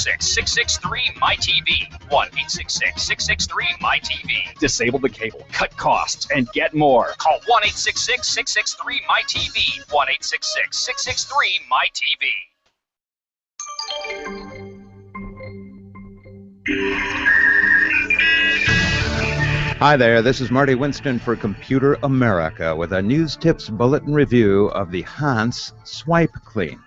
You know, products that clean touchscreens represent an inherently clever marketing strategy since there's no touchscreen that doesn't need to be touched and touched in a way that dirties it. So no sooner do you clean it than you begin the cycle anew. Hans Swipe Clean is a small plastic applicator that's somewhat reminiscent of a deodorant stick, but with caps at both ends. Open the top cap for an applicator to swipe cleaning with a straight recommended. Close the top and open the bottom for a microfiber wipe rolled over a strut. You can take that out and put a clean section there when you need to. They recommend wiping with a circular motion to get the microfiber to clean the fluid off the screen. The cleaning job is effective at removing fingerprints and smudges, and the refillable package is rated for 500 uses. Bottom line, Hans Swipe Clean makes the combo of fluid and microfiber handy to tote. This is Marty Winston with a News Tips Bulletin Review for Computer America. Welcome back to the Computer America Show, 33 minutes past the hour, and wax on, wax off apparently with microfiber cloths. We are doing computer and technology news, brought to you by Utility. And you know, we were just talking about canvas fingerprinting, which is the newest way that ad companies are getting you targeted ads. And again, targeted ads are just ads that are catered specifically to you. So, you know, let's say you go look up something about cooking, you will start seeing a lot of cooking ads, you know, pop up on Google and things like that. So, you know, this was a story that came out yesterday.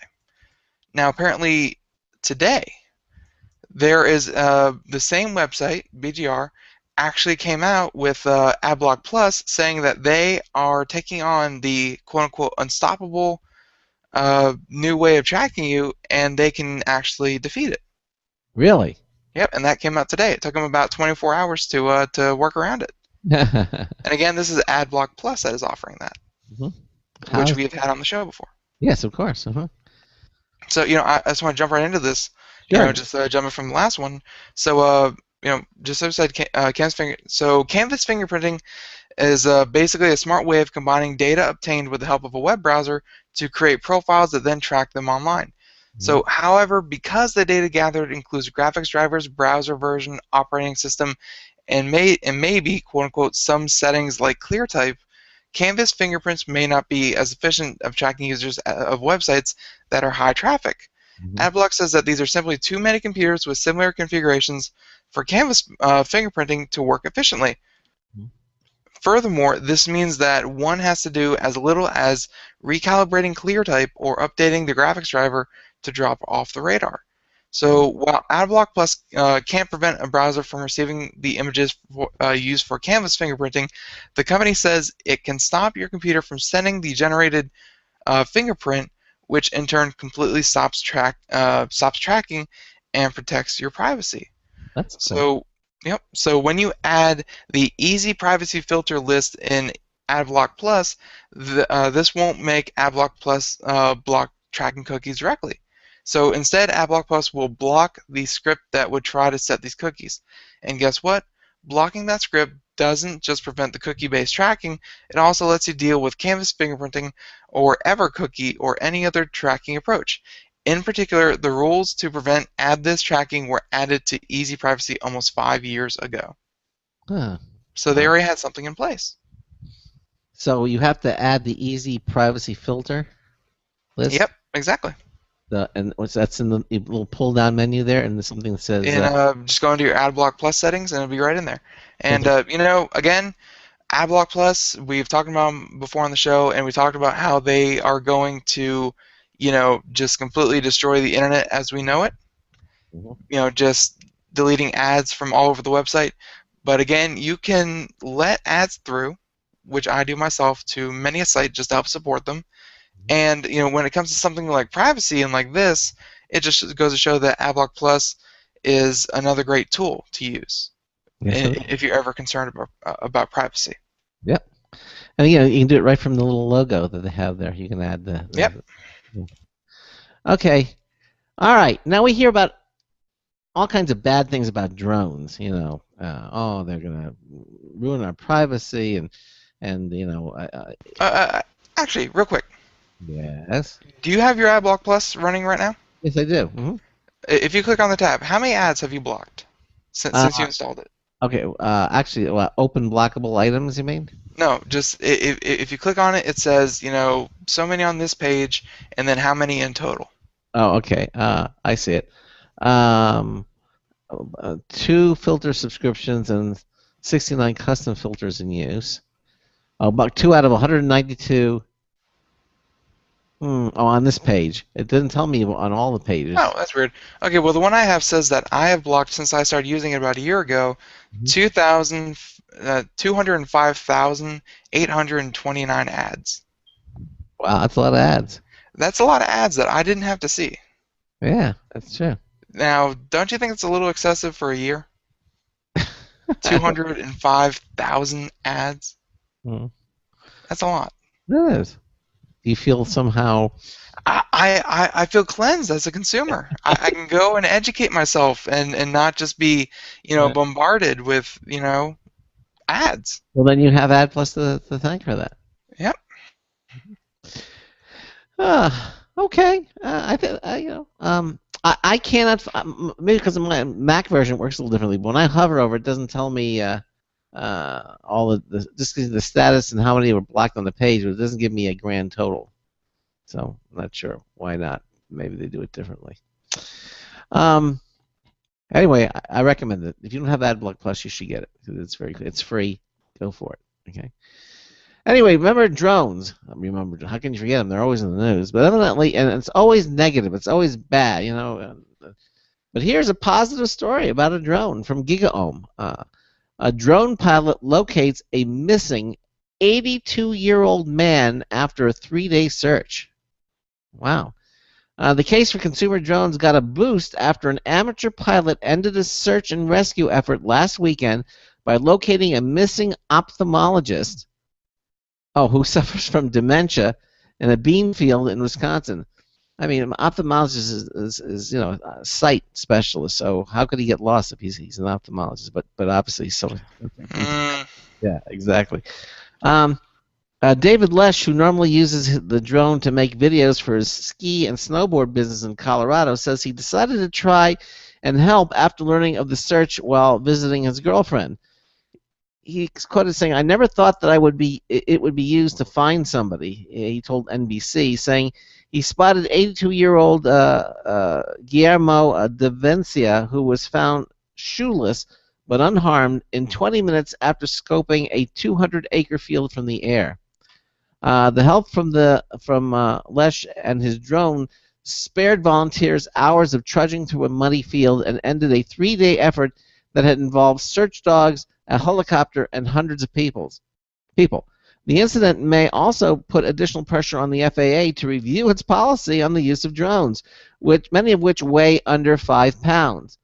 By the way, I saw that drone video again on YouTube. It's beautiful. The guy flew his drone through a fireworks display on the 4th of July in West Palm Beach, Florida. That was amazing. Yeah. That was obviously a much more something along with what he has here. That's not a little toy drone. That was a very sophisticated. Well, actually, that was just your basic drone, but that was also a GoPro. Yeah, the GoPro that made that was a camera, you know. On top of it, which made a really nice video. Yeah. Anyway, the aviation regulator has so far taken a hard line on drones, banning their commercial use altogether, and ordering a well-known Texas-based search and rescue organization to ground its drones. The Texas group has since defied the order after a recent court ruling. Okay, why would you want to prevent an organization for use search to help find or locate missing people? I think that's a very positive thing. Drones can very quickly and efficiently save lives and improve industries compared to traditional approaches, said a lawyer who is challenging the FAA policy before the courts on behalf of drone users. This is a technology our leaders should be embracing and promoting right now. While there is major investment in a number of strong businesses cases for drones, including farming and news gathering, the devices are also creating social friction. Recent incidents involved an assault on the beach and a man arrested for flying a drone outside medical exam rooms. But as this author has argued before, in looking at the law of drones, aggressive or creepy behavior can be addressed through state and city laws without the intervention of the FAA. I guess it's all how you use it, like anything else. You can use it for good, and you can use it for bad. But I think it was quite admirable that they were able to use the technology to find a missing person. You know? And it's not for lack of resources that they were trying. They said helicopter personnel on the ground, canine unit, that kind of thing. They tried everything that would traditionally, would be their best effort. Mm-hmm. And then a gentleman with his, as a hobbyist with a drone, went out and did this. Mm. So, just if nothing else, use it in adjunct to, or, use it in addition to all the others. Mm-hmm. Would be a really great thing. Yeah. They have a couple of interesting comments, too, including a comment from the author of the article. But most of it is very positive. It's good. Yeah, it's good. Yeah. Okay. What else do we got? What else we got? Well, this one I actually heard about a few months ago, but I never thought about bringing it up on the show. And then apparently, about a month is the time it takes for this particular article to get written. So this one from Time.com, and it says that this gamer says he found his father's ghost in a game. Yeah. So, video games have been archiving little facets of ourselves for years, leading to unexpected encounters like this one. So this one's a little hard to read, so prepare yourself, but it's also kind of amazing and a reminder of just how much gaming, once dismissed as a trivial pastime, is intersecting with people's lives in utterly non-trivial ways. So Yahoo-based reported that a gamer who lost his father when just 6 years old encountered him again 10 years later in a video game they played together before the parent died. The game, Rally Sport Challenge, was a 2002 Xbox and Windows racer that, among other things, allowed the players to save their best lap time as Ghost, against which other players could race. When this child, now a teenager, decided to have another look at the game a decade later, and, well, maybe I'd better just let him have the story. And they actually have the quoted story here. And, you know, when he says it's hard to read, it kind of touches you on an emotional level. Mm-hmm. So, you know, here's the actual story from the gamer that he put up. So, you know, he has a quote here. When I was 4 years old, my dad bought a trusty Xbox. You know, the first one, ruggedy, blocky one from 2001. We had tons and tons and tons of fun playing all kinds of games together until he died when I was just 6. I couldn't touch that console for 10 years. But once I did, I noticed something. We used to play a racing game, Rally Sports Challenge, actually pretty awesome for the time it came out. And once I started meddling around, I found a ghost. Literally. You know when a time race happens that the fastest lap so far gets recorded as a ghost driver. Yep, you guessed it. His ghost still rolls around that track today. Yeah. And so I played and played and played until I was almost able to beat the ghost. Until one day I got ahead of it, I surpassed it, and I stopped right before the finish line just to ensure I wouldn't delete it. Oh, that's right, because if he had beaten his father's string, then that ghost would have gone forever, and he didn't want to do that. Exactly. And he was smart enough to realize that, too. Yep. So, you know, and this is actually, and this actually, where I found it was on a Reddit thread that had a couple of different stories similar to this, but I thought that was just cool how, you know, just unexpectedly, 10 years later down the road, he found a little part of his dad that he hadn't seen in 10 years. Wow, that's amazing. That's very cool. Cute little story. Yeah, very cute story. Wow. That. Oh. I know. When I said it was a little hard to read, it hits you. Yeah, it was very good. Very good. Very interesting take on everything. You know, well, this is kind of a long story. I don't know. Are you going to do the one about the 105-inch ultra-wide curve 4K TV? Yeah, let's do that. At the very, very cheap price? Yeah. The Samsung prices, because they've had it out and they haven't priced it. They have a 105-inch ultra-wide curved 4K TV. This is 105 inches wide. 4K.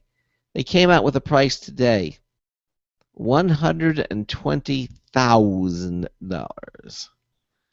Yep, they announced its ginormous 105-inch TV, which premiered at CES in 2014, now available for pre-order for a penny's change out of 120 grand. The curved TV is made to order. Gee, I wonder why. Made to room. Yeah. And features a curved 4K compatible LCD screen and a beautiful wood finish back. At $119,999.99. That's, I'm not kidding. Why do they do that? I don't know.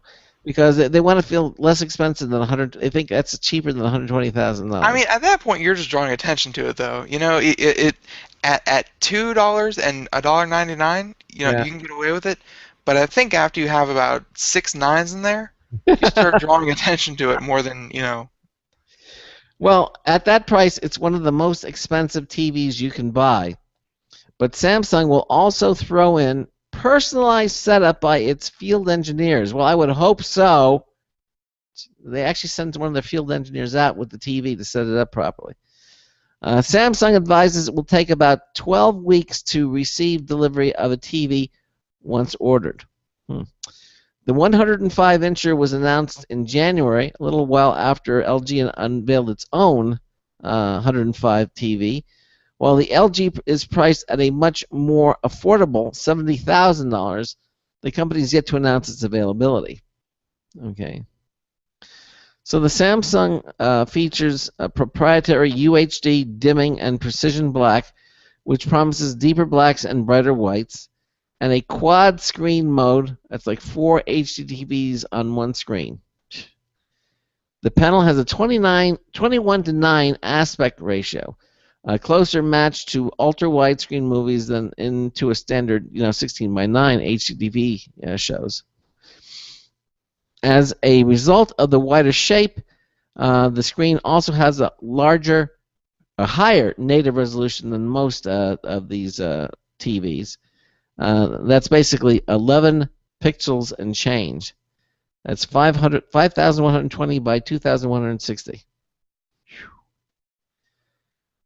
That's a lot. Yeah, they also have a 58-inch Vizio TV from 2012 is the only other 21:9 TV to hit the U.S. market. Now, getting back to this, curved TV screens first appeared in 2013 on LG and Samsung OLED TVs, but like other curved Samsung sets, they use standard LED and LCD, not OLED technology. Okay, so before you whip out that American Express Centurion card, that's the black one, No, yeah. Just remember two things. Curved TVs are an acquired taste, to say the least. And you'll get a much bigger bang for your buck at the 100+ inch screen size if you invest in a projector. But hey, don't let us spoil your fun if you with this one. So, there you go. Wow. I know. Did you spend the money? On that TV? Yeah. No. No. I'd rather buy a car and a house and and a TV. Other things and dinner. I mean, let's face it.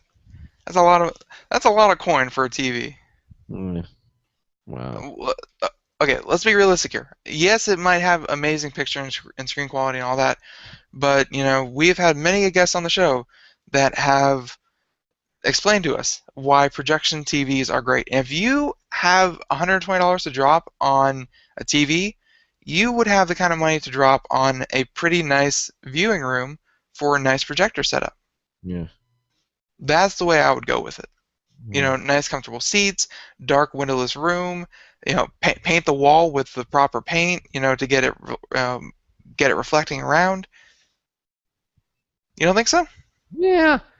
I'm looking at the video of the screen, and it's a beautiful looking screen. It looks like you can walk right into it, but it's a lot of coin for a television. I'm sorry, but it's still beautiful to look at. They have it in front of the Bellagio Hotel in Las Vegas. They're showing it. Oh, that was because it was at CES, 2014, where they were displaying it. That's some TV. Yeah. So, yeah, and by the way, no, I want to talk about the black card. Black card is, I didn't know that was a thing. I thought it was like a joke kind of deal. No, it's a very exclusive. Yeah. Card, yeah. I didn't know the perks that came with it. You get free first class upgrades. You get free breakfast and things like that. Yep, they do. Yeah, you get just for having it. Just for having it. Yep. Mm-hmm. Weird. So, okay, this one from Engadget. This one about PS4. PlayStation 4 will add Blu-ray 3D support next week. And this is awesome. So that was fast after Microsoft announced that the Xbox One is going to get Blu-ray 3D support in an update soon. Sony's PlayStation Europe arm has responded by finally revealing the same feature is coming to the PlayStation 4. Yeah, there's no word. I did the story. I was wondering. I did this one. You must have missed it. I did. I was probably busy. Okay, wait. I got one. Okay. How about Dropbox? You did that one, really? Yeah, I did that one. Where was I? Yeah. Did I mention I'm getting a cold? Okay, what about Dropbox? Dropbox. Why Dropbox is tying its future to Microsoft Office. Okay. Why? Apparently, so hot startups don't often take their reputation for innovation on how well their technology works with Microsoft Office, but that's exactly what Dropbox is doing today. The file syncing service, one of the most valuable venture-backed private companies on the planet, is rolling out several Office-related features for business, including full text search of Word, Excel, and PowerPoint documents, among other file types, and the ability for multiple users to simultaneously edit Office documents via Dropbox. Very nice. And, just to say real quick, for anyone who, maybe those 3 people who haven't used Dropbox yet, I think they allow you to have 5 gigabits free. I'm sure they've upgraded since I last used it, of free storage in the cloud. So you can access it from anywhere, and it's just a great tool to just in case you don't want to lose any Word documents or you want to access them from other places. You upload it and you send it. And don't get me wrong, you can use that data storage for pretty much for anything. A lot of people just use it for Word documents. Mm-hmm. So it's not, and again, it's not explicitly Microsoft Office, but it sounds like they're really wanting to tie themselves in natively with Microsoft Office. And Microsoft Office, they're Microsoft, and anti-establishment, but still, they're one of the most popular word processing programs to date. Every office uses them. And everyone in the business world uses Microsoft Office. It's just the way it is. Mm-hmm. So for Dropbox to integrate itself more firmly, not with LibreOffice or any other word processor that you can think of, they're really throwing all their might into integrating themselves with Microsoft Office. Yeah.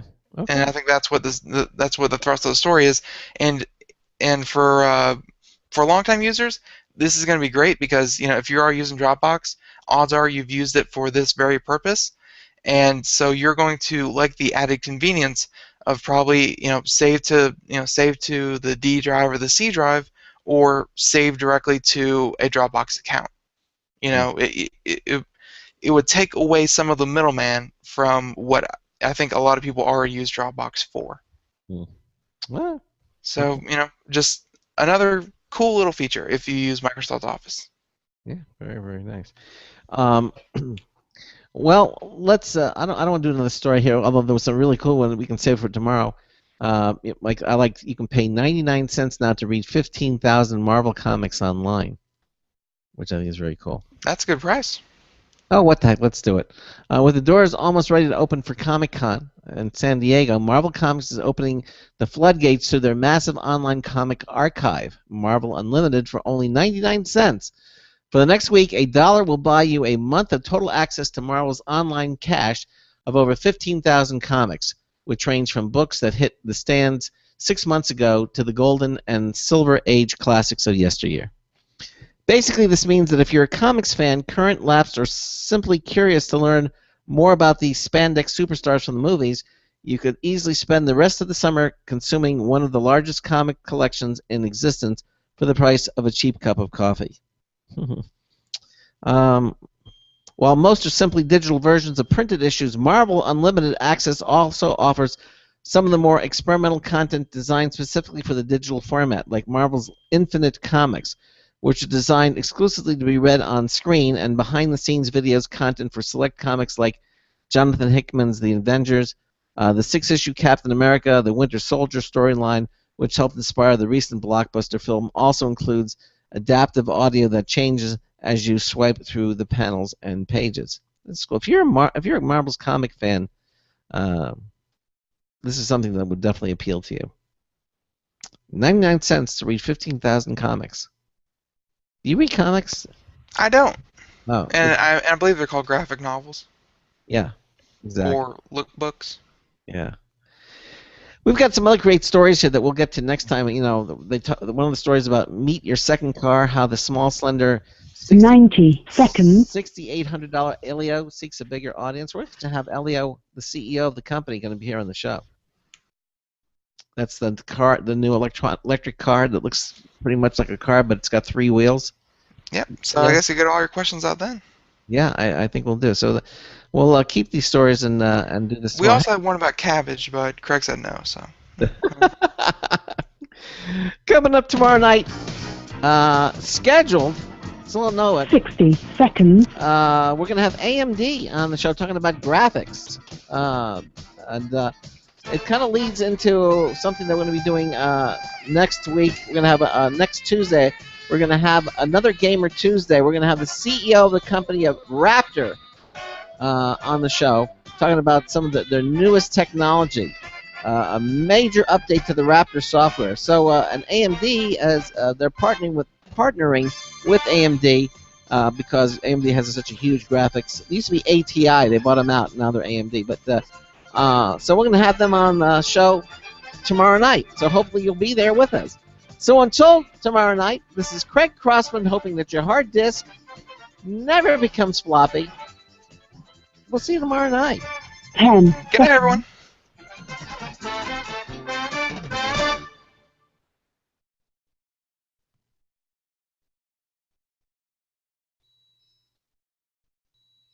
Thank you for using Blog Talk Radio. Goodbye. Okay, so we're out. And there, and we still have our Google Hangouts going live. So I'm going to say goodnight to everybody. Ladies and gentlemen. Yes. It is that exact feeling when the back of your throat is dry, your nose is starting to get clogged, and you're coughing sporadically. Mm-hmm. When you know you're getting a cold. You're getting a cold? Yeah, it's just hit me in the past 3 hours. Oh, well.